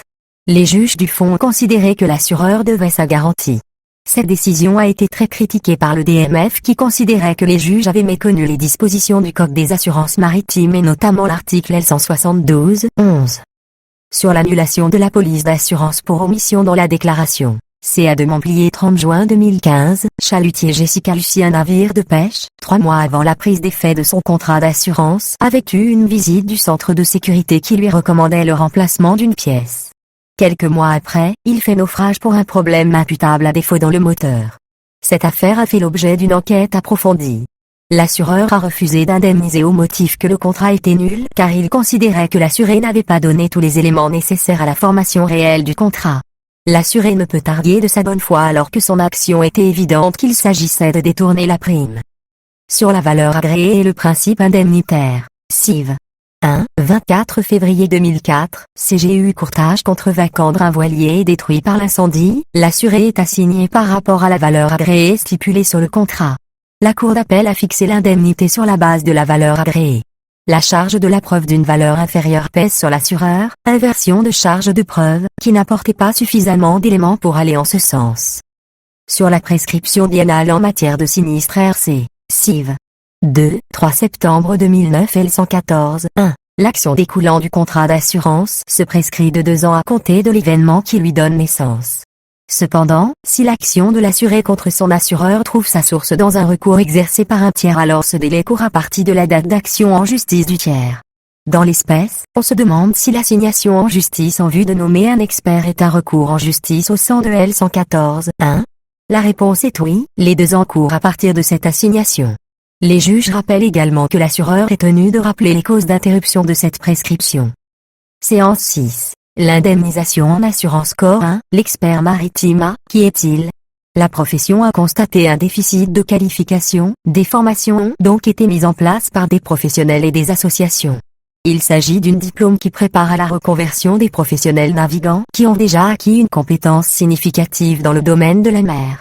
C'est un diplôme qui existe depuis plusieurs années et qui maintenant est reconnu à tous les niveaux. B. Son rôle, c'est un technicien qui est apte à exprimer une opinion d'expert sur un sujet de technologie marine. Il peut être spécialisé dans des risques précis comme le risque pollution. Il peut intervenir à la demande de l'armateur, de l'assureur, des chantiers navals et des particuliers. Il peut intervenir dans le cadre d'une expertise amiable, contradictoire ou judiciaire. C. L'expert corps, il expertise les dommages causés aux navires, aux installations portuaires. Il détermine les circonstances et causes de l'accident.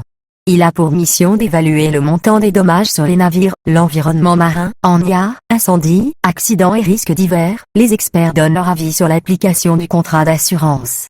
Mais en général, il n'y a pas accès.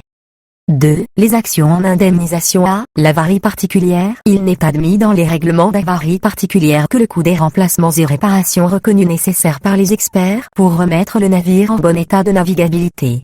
L'assuré ne peut prétendre à aucune autre indemnité, dépréciation, chômage. Avant toute exécution des travaux, l'assuré doit en informer les assureurs et ceux-ci ont le droit d'exiger que les remplacements et réparations soient exécutés par voie d'adjudication ou de soumission. Au cas où l'assuré passerait outre cette exigence, il sera déduit 10% sur le montant total des remplacements et réparations sans préjudice des franchises et réductions prévues à la police. L'idée est que les travaux soient faits au meilleur prix, on peut donc faire plusieurs devis pour comparer. L'armateur prendra sa décision en fonction de ces deux devis. Parfois, on reconnaît à l'armateur le droit d'opter pour un devis plus cher pour avoir une réparation plus rapide, surtout quand c'est le même assureur que celui de la perte d'exploitation. Lorsque le navire séjourne dans un port de relâche en attente, des pièces de rechange indispensables à la poursuite du voyage sont à la charge des assureurs, pendant la durée du transport des pièces, les gages et vivres de l'équipage ainsi que les matières consommées. Les dépenses supplémentaires engagées en vue de réduire la durée du transport sont également à la charge des assureurs. Lorsque les travaux sont impossibles ou trop dispendieux au port où se trouve le navire, les réparations provisoires indispensables pour permettre au navire de gagner un port où les travaux pourront être effectués à moindre frais, le coût du remorquage éventuel, ainsi que les gages et vivres d'équipage et les matières consommées pendant la durée du trajet sont à la charge des assureurs. Les frais accessoires des réparations tels que les frais de cale sèche et les frais de port sont supportés par les assureurs. Les frais d'experts et commissaires d'avarie sont remboursables par l'assureur, quand il ne les a pas nommés lui-même, logique. B. Le recours des tierces volets englobe la responsabilité de l'armateur pour abordage ou heurts sur un objet fixe. Concrètement, la police corps prend en charge le montant des condamnations civiles prononcées contre l'amateur en réparation du dommage causé au tiers, exploitant, propriétaire de l'objet heurté. Le tiers victime va demander une garantie pour être certain d'obtenir la réparation de son dommage. Il va alors demander une lettre de garantie à l'assureur du navire, souvent cela se fait sous menace de saisie dans le port, donc on donne rapidement cette lettre. Cette lettre de garantie est rédigée par l'armateur et remise par l'assureur. Elle indique qu'il s'engage à indemniser, à la suite d'une décision de justice, les dommages qui seront imputés. La délivrance de cette garantie n'est pas une obligation de l'assureur, elle relève plutôt de la pratique. Parfois, l'armateur se tourne plutôt vers une banque qui délivre alors une garantie bancaire au tiers victime. En échange, l'armateur assuré paye une prime à la banque jusqu'à ce que le litige soit résolu. C. Les indemnités d'assistance et contributions aux avaries communes en cas d'assistance au navire assuré. La part lui incombant dans la rémunération d'assistance est à la charge des assureurs sous réserve, le cas échéant, d'une réduction proportionnelle à la valeur agréée. Ici, on comprend qu'une part de la rémunération de l'assistance est à la charge du navire, cette part sera donc réglée par l'assureur corps. Toutefois, si le montant dépasse la valeur agréée, le montant sera réduit en proportion. La contribution du navire aux avaries communes est à la charge des assureurs sous réserve, le cas échéant de réduction proportionnelle à la valeur agréée, diminuée, s'il y a lieu des avaries particulières à leur charge, même fonctionnement que l'assistance. D. Le délaissement c'est l'acte par lequel l'assuré abandonne la propriété de son navire en contrepartie du paiement de la valeur agréée fixée dans la police d'assurance. Le délaissement du navire peut être effectué dans les cas suivants. Perte totale, réparation d'avarie à la charge des assureurs dont le montant total, calculé conformément aux dispositions relatives au règlement des avaries particulières et comprenant, le cas échéant, les frais de renflouement du navire, atteint la valeur agréée. Défaut de nouvelles depuis plus de 3 mois. La perte est alors réputée s'être produite à la date des dernières nouvelles. Impossibilité de réparer. Le délaissement est indivisible et porte sur le navire et ses accessoires. Il est irrévocable. L'assuré a 3 mois à compter de l'événement qui y donne lieu pour le déclarer. L'assureur a ensuite 30 jours à compter de la réception des pièces justificatives pour se prononcer sur le délaissement. Note. Pas de franchise si perte totale ou délaissement. 3. Les exclusions de garantie. Pour qu'une exclusion soit valable, il faut qu'elle réponde à ces 3 conditions. Formelle, évidente et limitée.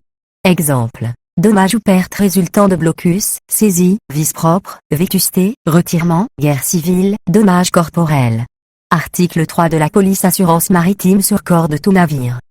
Cas pratique. La vedette de la Manage X est garantie aux conditions de la police française d'assurance maritime sur corps de tous navires, imprimé du 1er janvier 1998 modifié le 1er janvier 2002, et aux conditions de la police responsabilité civile du propriétaire de navire de mer, 20 décembre 1990. Le contrat est assorti de la clause additionnelle suivante. Clause I, assurance FAP sauf par dérogation à l'article 1er, I° des conditions générales, la présente assurance est conclue franc d'avarie particulière sauf lorsqu'elle résulte de l'abordage, du heurt, de l'échouement, de l'incendie ou de l'explosion du navire assuré. La valeur agréée de la vedette est fixée à 45,000 €. La franchise est de 2,000 € par sinistre. Document. Rapport d'expertise, Police française d'assurance maritime sur corps de tous navires, 1998 modifié 2002, Police responsabilité civile du propriétaire de navire de mer, 20 décembre 1990. 1. Après lecture du rapport d'expertise, décrivez succinctement les faits, identifiez les types de dommages survenus et déterminez les garanties correspondantes du contrat qui seront mises en jeu par ce sinistre. Frais de retirement. Il y a eu un ordre de l'autorité, on bascule donc sur la responsabilité civile, l'assurance corps n'est pas mise en jeu, dommages corporels, ils ne sont pas garantis par la police corps, dommages pris en charge par l'assurance maladie du marin. Avarie de coque, moteur, l'électricité, action en avarie particulière ou action en délaissement. Il est préférable de faire une action en avarie particulière. On prend le total de la facture moins la franchise. Il ne pourra pas obtenir plus de 45 000 € pour le dédommagement de la vedette. Séance 7. Les autres types d'assurance sur corps de navire 1. Police sur corps de navire de pêche A. Risque couvert. On retrouve la couverture classique. Dommages et pertes subies par le navire. Recours des tiers exercés contre le navire pour abordage ou pour heurt. Contribution aux avaries communes. Indemnité d'assistance. Frais de justice. Frais de procédure. On a introduit une section particulière pour la garantie de l'armement spécial et le matériel de pêche. On garantit leur perte totale et leur délaissement, seulement si 3/4 de détérioration, leur contribution aux avaries communes et aux indemnités d'assistance ainsi que les dépenses raisonnablement engagées pour les préserver de l'événement garanti. B. La limitation de l'engagement de l'assureur. L'engagement de l'assureur est limité au montant de la valeur agréée pour les dommages au corps et aux appareils moteurs. Il est limité à la valeur d'assurance de l'armement spécial pour les dommages qui lui sont causés. C. Les exclusions. On retrouve les exclusions classiques telles que les dommages ou pertes résultant d'amende, saisie, faute inexcusable, vice propre, guerre civile, mais on y a ajouté des exclusions propres aux navires de pêche telles que les dommages ou pertes résultant d'actions divers de mollusques, faute intentionnelle du patron de pêche. D. La valeur agréée et valeur armement spécial. Elle est fixée forfaitairement. Elle comprend le corps et les appareils moteurs du navire et tous leurs accessoires à l'exception de l'armement spécial et du matériel de pêche. La valeur de l'armement spécial comprend les avances à l'équipage, les produits de pêche, matériel de pêche. Obligations et sanctions. Ce sont les mêmes que celles prévues par la police sur corps de tout navire, mesures conservatoires, préventives, déclaration, résiliation, suspension. 2. Police sur corps de bateau de navigation intérieure A. Risque couvert 1. Pour les corps et appareils moteurs, l'assurance couvre les dommages et pertes s'ils résultent de l'utilisation des services du navire, les recours de tiers pour abordage ou heurt, les indemnités d'immobilisation ou installation endommagées, les contributions aux avaries communes, les frais de procédure, de justice ou autres frais engagés pour la préservation du navire, le retirement du navire. 2. Équipements spéciaux et mobiliers comme les navires de pêche. Il y a une garantie spécifique à la navigation intérieure, la garantie équipements spéciaux et mobiliers. Elle couvre les dommages et pertes subis par ces biens, les contributions aux avaries communes, les frais de sauvetage, d'assistance et dommages exposés en vue de les préserver. On peut étendre la garantie en fonction de l'activité de l'assuré par des clauses additionnelles. B. La limitation de l'engagement de l'assureur. Les engagements des assureurs sont limités par le montant du capital souscrit pour chacun des risques sans réversibilité d'un capital sur l'autre en cas d'insuffisance. C. Les exclusions. On retrouve les exclusions classiques telles que les dommages ou pertes résultant d'amende, saisie, faute inexcusable, vice propre, guerre civile. On a aussi d'autres exclusions telles que le défaut d'entretien du bateau, l'insuffisance d'armement, défaut ou insuffisance d'arrimage, obstacle à l'exploitation commerciale du bateau, glace, conduite en état d'ivresse. D. Valeur d'assurance. La valeur assurée du corps et des appareils moteurs comprend le corps du bateau, les organes moteurs, les agrès. La valeur des aménagements attenants au bateau destinés à l'habitation de l'assuré et du personnel navigant est compris dans la valeur assurée du corps et des appareils moteurs.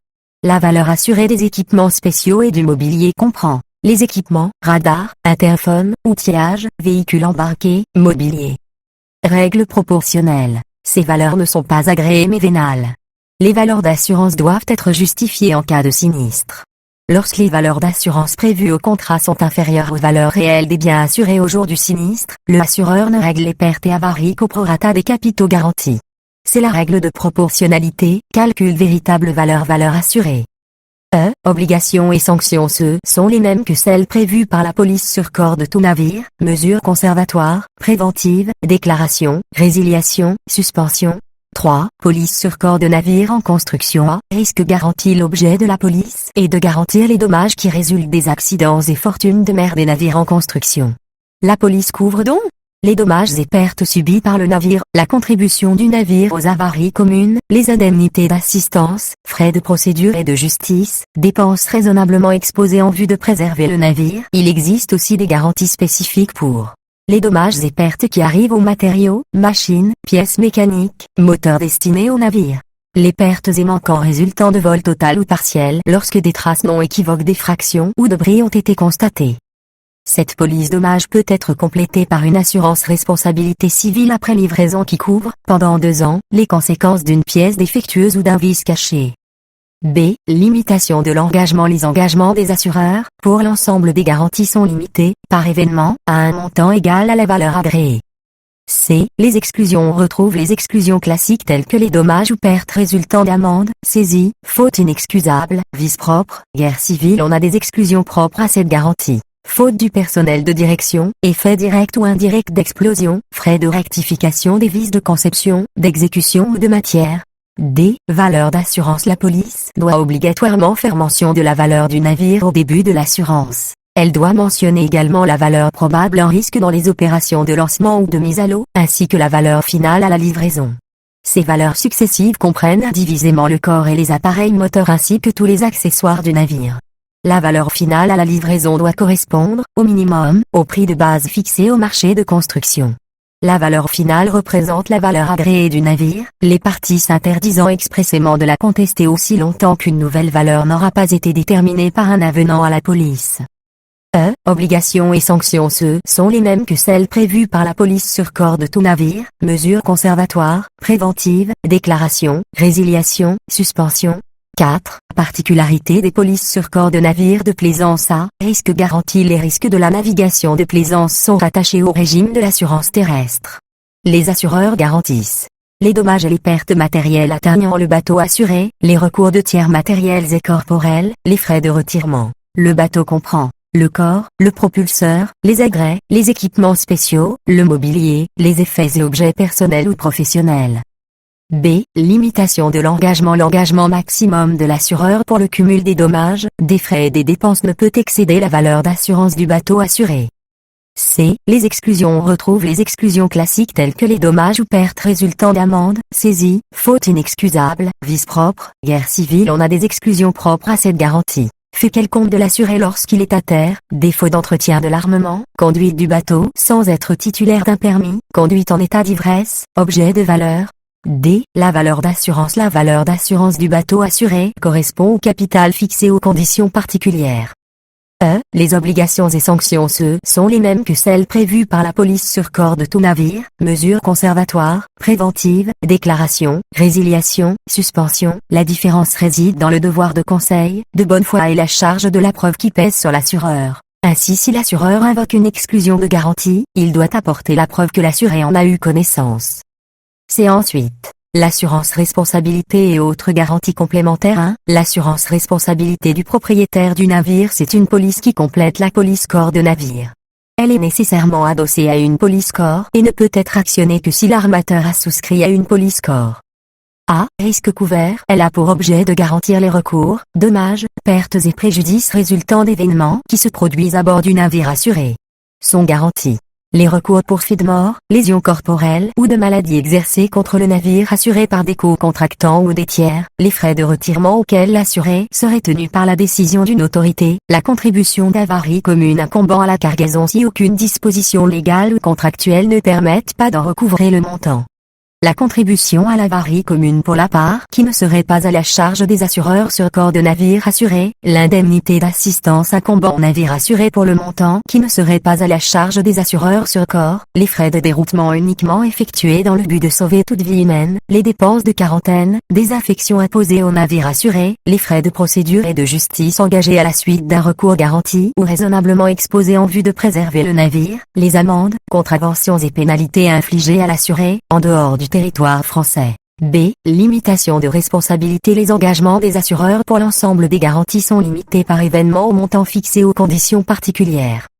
C. Les risques exclus sont exclus de la garantie. Les recours exercés contre l'équipage du navire, faute inexcusable de l'assuré, fait à terre des membres de l'équipage, utilisation de VTM, intoxication alimentaire de l'équipage, guerre civile. D. Montant de l'indemnité pour les recours, dommages, pertes et préjudices qui sont garantis par les polices d'assurance corps du navire assuré. La présente police constitue une assurance sur excédent et ne couvre que la part de la réclamation qui dépasse le montant à la charge des assureurs corps, en raison de la limitation de leurs engagements.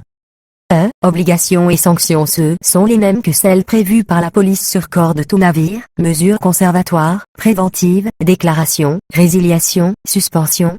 2. Les polices complémentaires à garantie risque de guerre. Cette garantie ne peut être souscrite que pour une police française. Il faut avoir une police corps incluant une garantie risque ordinaire. 1. Risque couvert. Elle couvre les dommages qui résultent. Guerre civile ou étrangère, hostilité, représailles, torpille, capture, prise, confiscation ou expropriation, émeute, mouvement populaire, grève, piraterie, acte de malveillance, acte de sabotage. Sont ainsi couverts.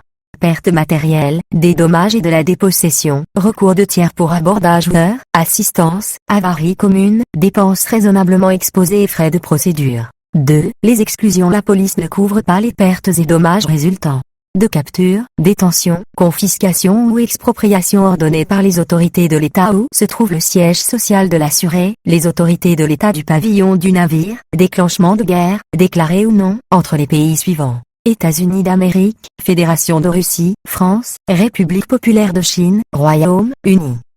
3. Limitation. L'engagement des assureurs est limité par événement à un montant égal à 3 fois la valeur agréée du navire. B. Garantie perte financière. La présente police a pour objet de garantir les pertes financières consécutives à l'immobilisation du navire résultant de fortune de mer ou d'accidents survenus pendant la période de garantie et qui entraînent des dommages au navire lui-même. Le capital assuré est fixé forfaitairement par jour d'immobilisation du navire. La limite de l'engagement financier des assureurs, par événement et par année d'assurance, est égale au produit de l'indemnité forfaitaire journalière par le nombre de jours garantis, fixé aux conditions particulières. Sont exclus de la garantie les conséquences de tout événement entraînant la perte totale du navire, contrebande, faute inexcusable de l'assuré, vice propre, guerre civile. Ce sont les mêmes que celles prévues par la police sur corps de tout navire, mesures conservatoires, préventives, déclaration, résiliation, suspension. La police package peut regrouper ces différentes garanties. Rappel. Jurisprudence Athéna, 2016, scopique, spéciale compensation pays clause. La clause scopique est insérée pour permettre à l'assistant d'être rémunéré même en cas d'échec du sauvetage tant qu'il a préservé l'environnement d'un dommage. En l'espèce, le navire Athéna coule. L'assistant invoque la scopique et obtient du pays une garantie de paiement. L'assureur dénonce l'utilisation de la scopique, l'assistant met fin à la LOF. L'assureur corps règle 30 millions d'euros de sinistre et le PE finance le retirement de l'épargne. L'assureur assigne l'assistant au remboursement des sommes versées au titre de la scopique, 6 millions. Le raisonnement de la Cour se développe en 4 étapes. Elle relève que l'indemnité spéciale de l'article 14 vise toutes les dépenses, sans distinguer celles engagées pour préserver le navire de celles engagées pour préserver l'environnement. Elle relève également que le contrat d'assurance sur corps conclu par l'armateur excluait de la garantie l'indemnité spéciale due en vertu de l'article 14 ou en vertu de toute autre disposition de portée semblable. Elle estime que la scopique a une portée semblable à celle de l'article 14, en ce qu'elle permet d'allouer à l'assistant, même en l'absence de résultat utile, une indemnité qui couvre l'ensemble des dépenses engagées sans opérer de distinction entre celles engagées pour sauver le navire et celles engagées pour éviter un dommage à l'environnement. Elle conclut que l'indemnité payée en vertu de la scopique est exclue de la garantie de l'assureur corps. Le PI Club, subrogé dans les droits de l'armateur, ne peut se retourner contre l'assureur corps du navire, en raison de la clause excluant la garantie de ce dernier pour l'indemnité spéciale. Dès lors, l'indemnité scopique pèsera sur le club, et non sur l'assureur corps. Point examen. Des questions de cours plus cas pratiques comme ce qui a été fait en cours, s'approprier les notions du cours. Principe indemnitaire, délaissement, avarie particulière, valeur agréée. Il n'y a jamais eu de convention internationale pour l'assurance maritime. Il y a eu des groupes du travail qui ont mené des réflexions dans le cadre de la CMI, mais cela n'a pas fonctionné. Les acteurs souhaitent garder le cadre contractuel. L'assurance maritime est une activité de courtier d'assurance. Ces courtiers interrogent les différents assureurs du marché et déterminent lequel est le plus compétitif et le proposent à l'armateur. L'assurance maritime est une assurance assez libre même si elle fait partie des grands risques, un porte-conteneur égale 1 milliard facile de marchandises. Il faut donc des agents spécialisés et solides. Les marchés étant internationaux, les risques peuvent être assurés dans plusieurs pays différents. L'idée est donc de répartir le risque pour avoir moins de réparations à faire sur le sinistre, c'est le principe de la coassurance. Il existe plusieurs catégories d'assurance maritime. Assurance corps et machine, CF Assurance maritime 1, assurance cargo et risque de guerre et enfin assurance responsabilité, civile et contractuelle. Partie 1. Les assurances marchandises 1, présentation. L'assurance marchandise a pour objectif la sécurisation financière du commerce international. Tout part d'un contrat de vente, qui suppose que le marchandise soit acheminé d'un point A à un point B. Les incoterms indiquent si c'est le vendeur ou l'acheteur qui doit souscrire le contrat de transport ainsi que le contrat d'assurance. FOB, framboire. La marchandise est au risque du vendeur jusqu'à temps qu'elle ait passé le bastingage du navire.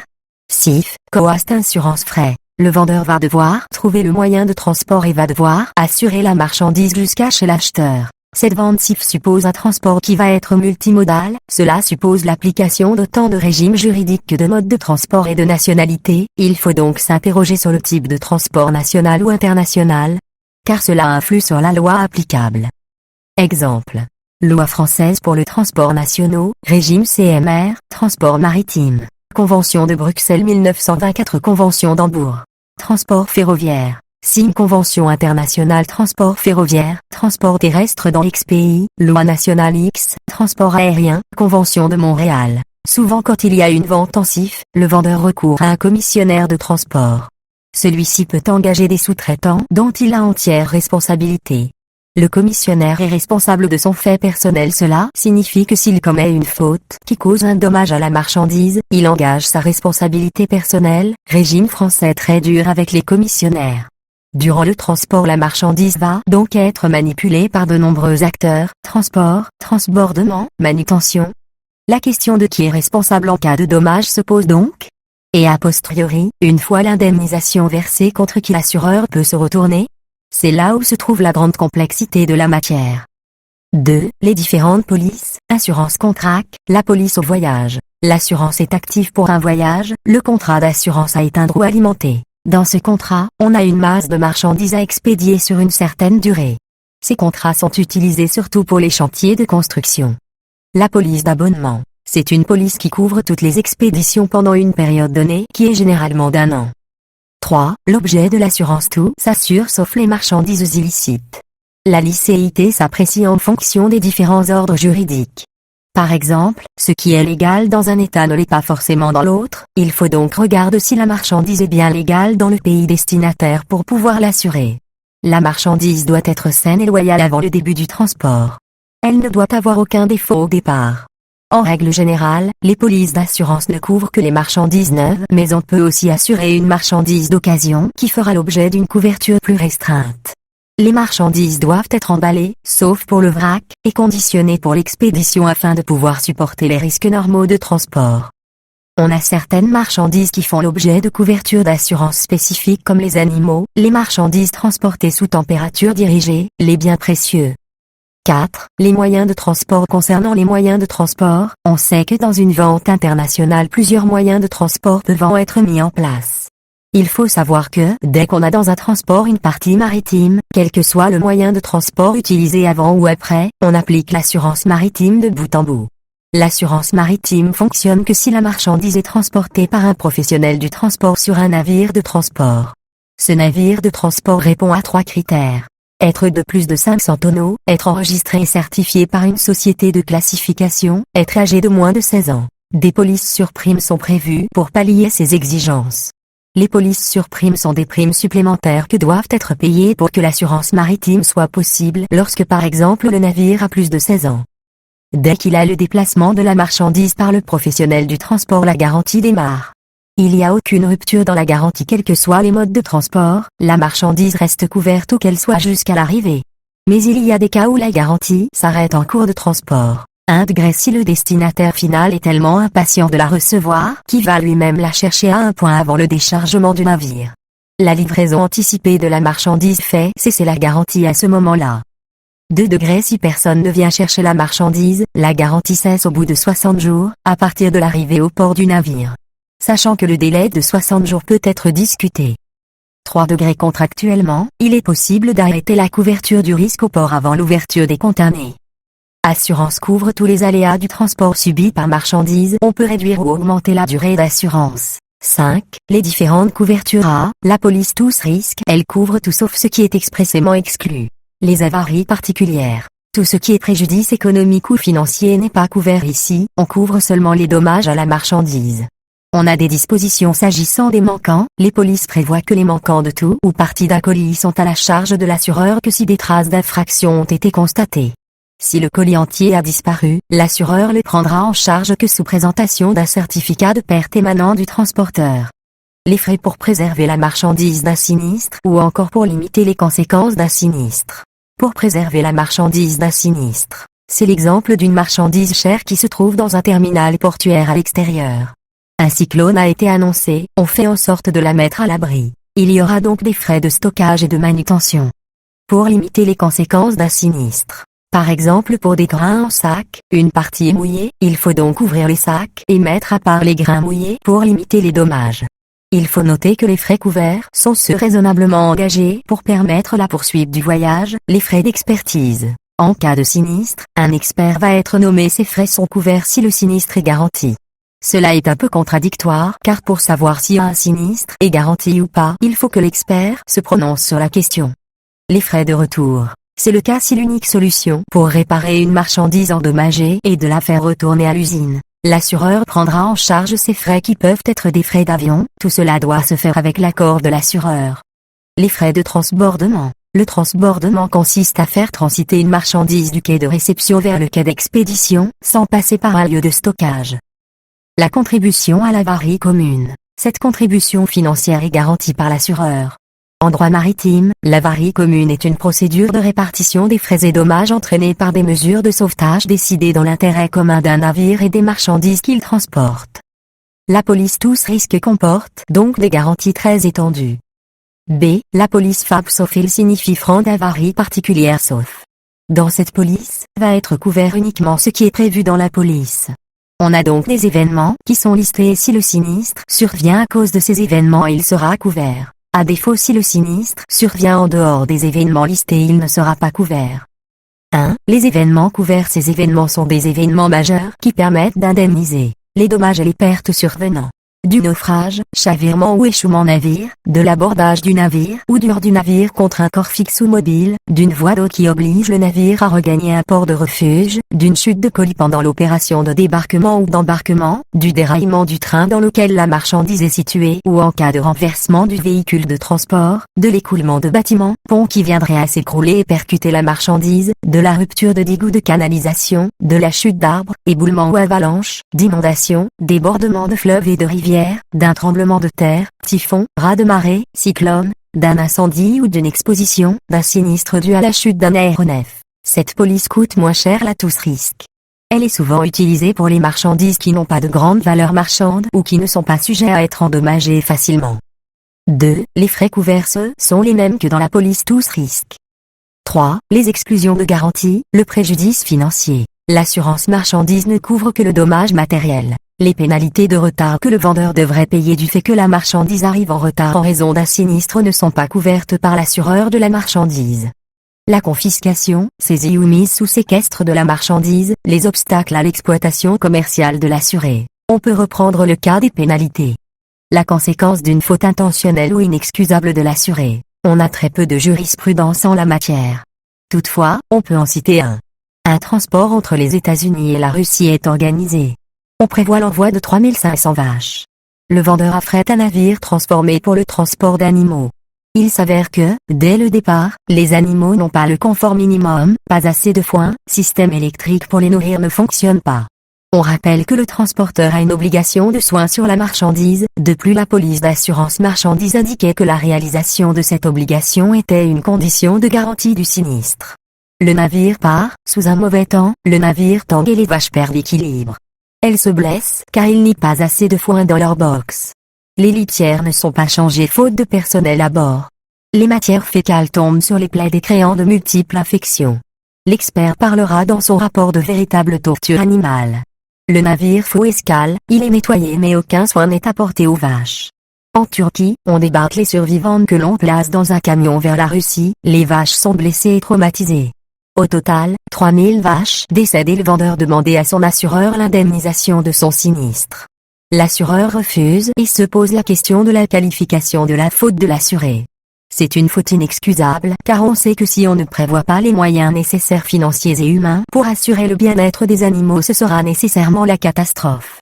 Les dommages inhérents à la marchandise, c'est ce qui a trait aux vices propres et qui provoque la propre détérioration de la marchandise, car des fruits qui sont transportés en surmaturité, vers et vermine, la freinte de route, l'avarie en raison d'un défaut de conditionnement ou d'emballage. C'est une exclusion qui peut être rachetée, le dommage qui résulte d'un défaut de calage et d'arrimage quand ceux-ci sont opérés par le transporteur si c'est pas lui ce sera différent.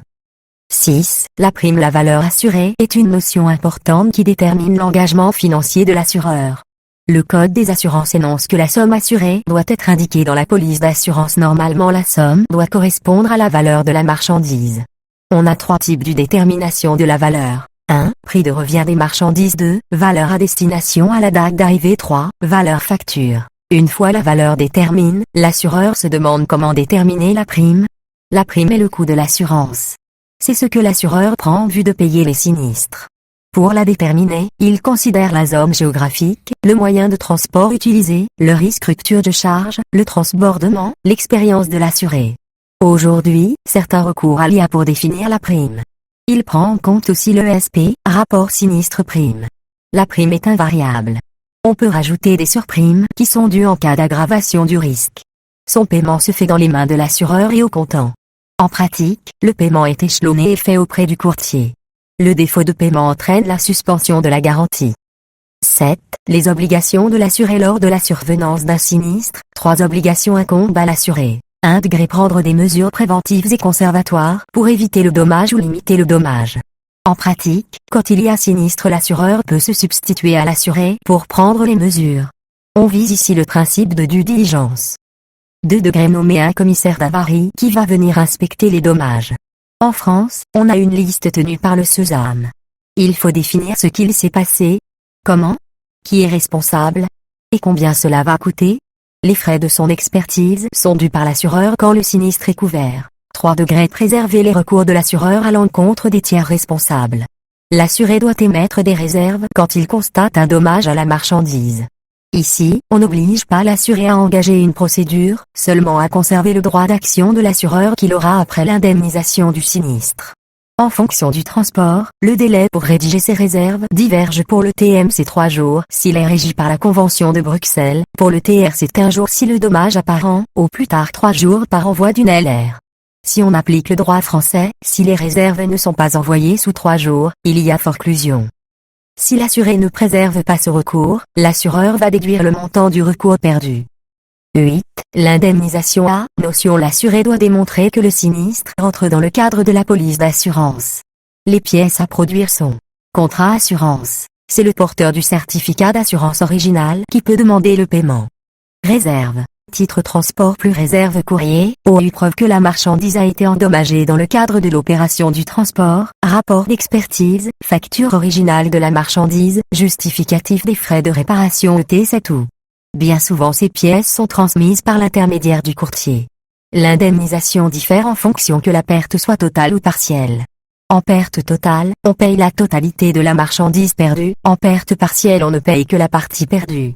Pour un dommage matériel, on peut faire une comparaison de la valeur de la marchandise au départ et estimer sa valeur après avarie.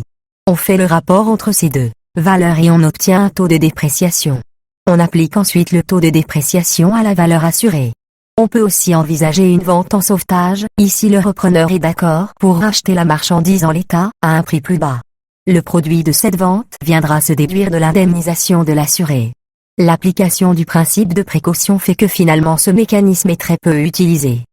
B. La subrogation 1. La subrogation légale, celui qui en vertu de ses obligations a l'obligation de régler quelque chose est subrogé dans les droits de la personne qui l'a indemnisé. 2. La subrogation conventionnelle il suppose la justification du règlement de l'indemnité d'assurance. En pratique, les intermédiaires étant multiples, la preuve de ce paiement direct est parfois dure à rapporter.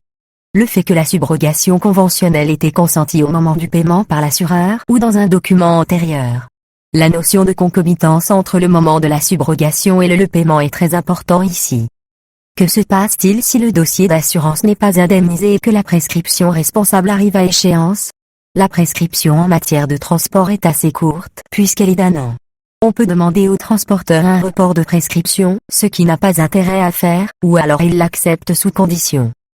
Pour être fondé dans son recours subrogatoire, l'assureur doit donc prouver la subrogation, présenter un intérêt à agir, saisir la bonne juridiction, et assignation traduite dans la langue du transporteur, respect du délai d'action, présomption. Partie 2. Les risques de guerre. La police risque de guerre se juxtapose à la police risque ordinaire.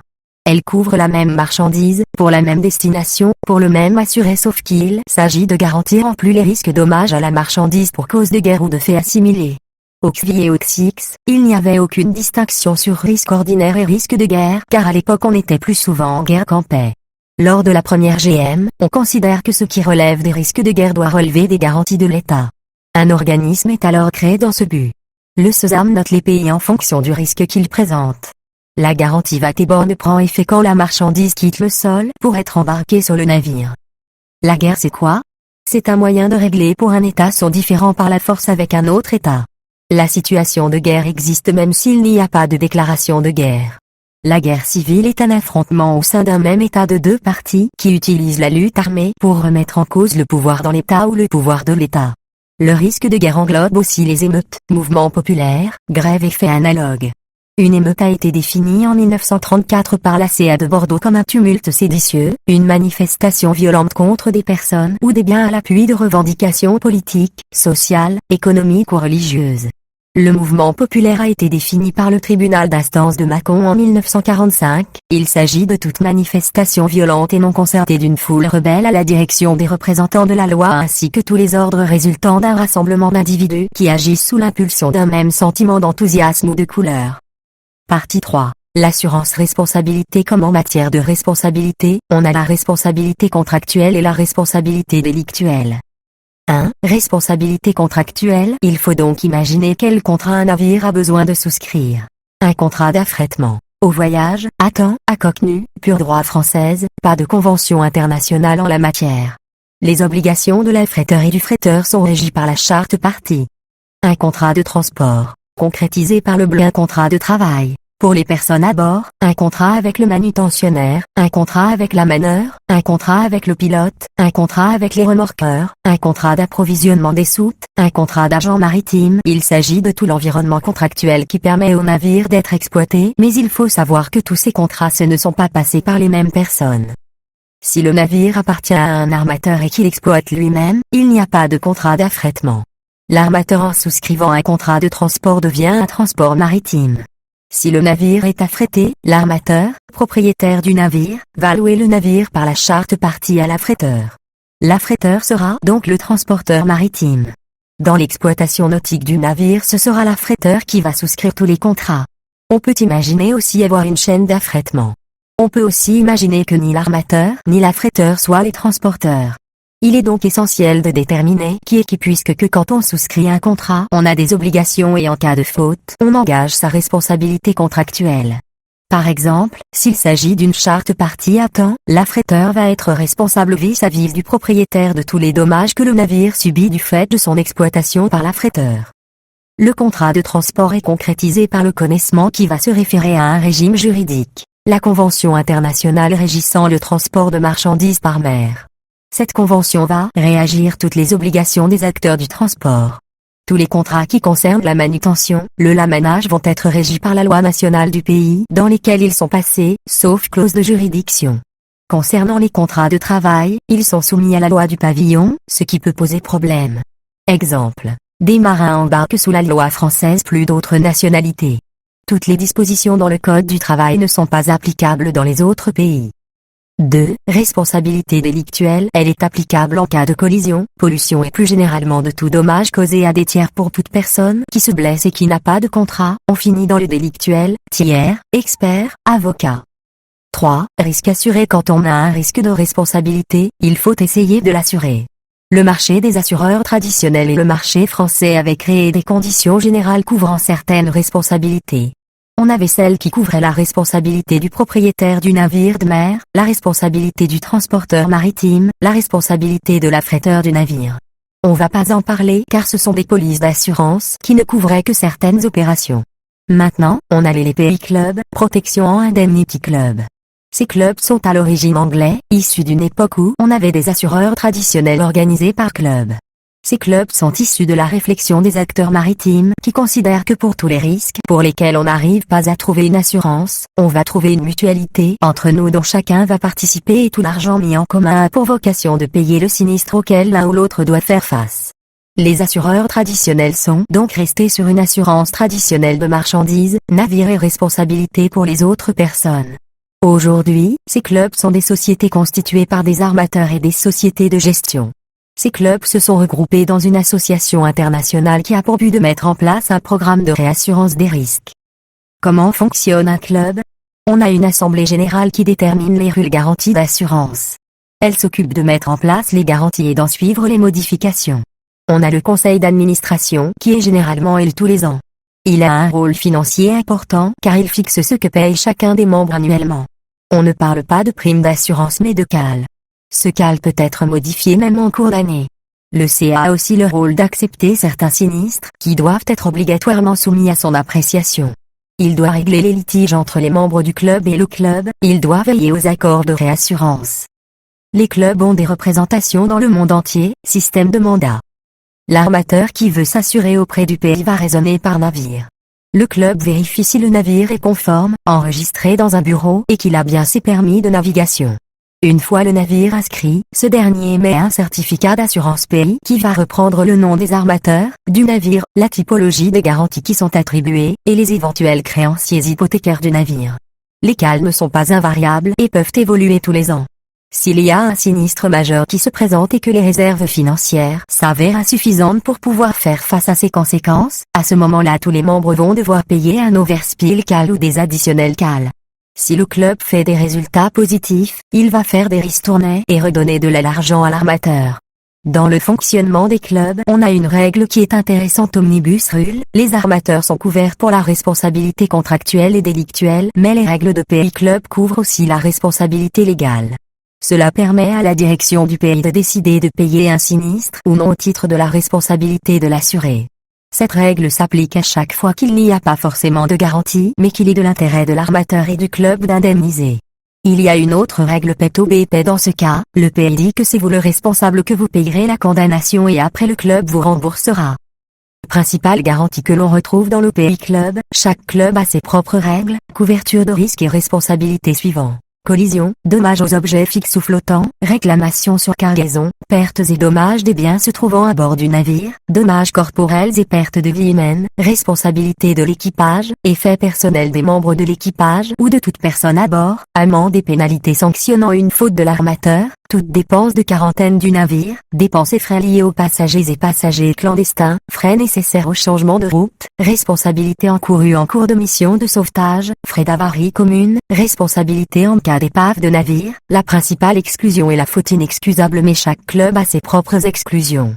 Le pays couvre aussi toutes les responsabilités encourues du fait des opérations de chargement et déchargement, de manutention, de garde, des opérations de livraison.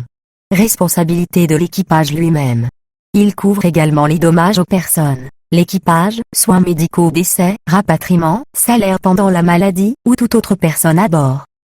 Bilan. Un navire et une cargaison sont en péril. L'armateur contracte à l'offre, l'OIOP en forme. L'assistant s'engage à tout mettre en œuvre pour sauver le navire et la cargaison, mais il s'applique le principe du no cure no pay, si pas succès pas payé. Principe que l'on peut nuancer avec la scope clause qui permet quand même d'avoir une rémunération dès lors que l'assistant a limité le dommage sur l'environnement. Exemple. Barrière pour pollution, un dispatcher d'avarie commune va demander à valoriser la valeur du navire et de la cargaison. En France, il n'existe que 3 dispatchers car on a totalement laissé tomber de métier. Ce sont des sociétés anglaises qui s'en occupent telles que la société Richard. La valeur déterminée permet de calculer l'indemnité d'assistance et les contributions aux avaries communes de la marchandise et navire. Les 3 types d'assurance vont être appliqués. L'assurance corps, dommage au navire, les frais d'assistance plus avarie commune, l'assurance marchandise, dommage fait à la marchandise plus assistance plus avarie commune, pays. Responsabilité du transporteur maritime,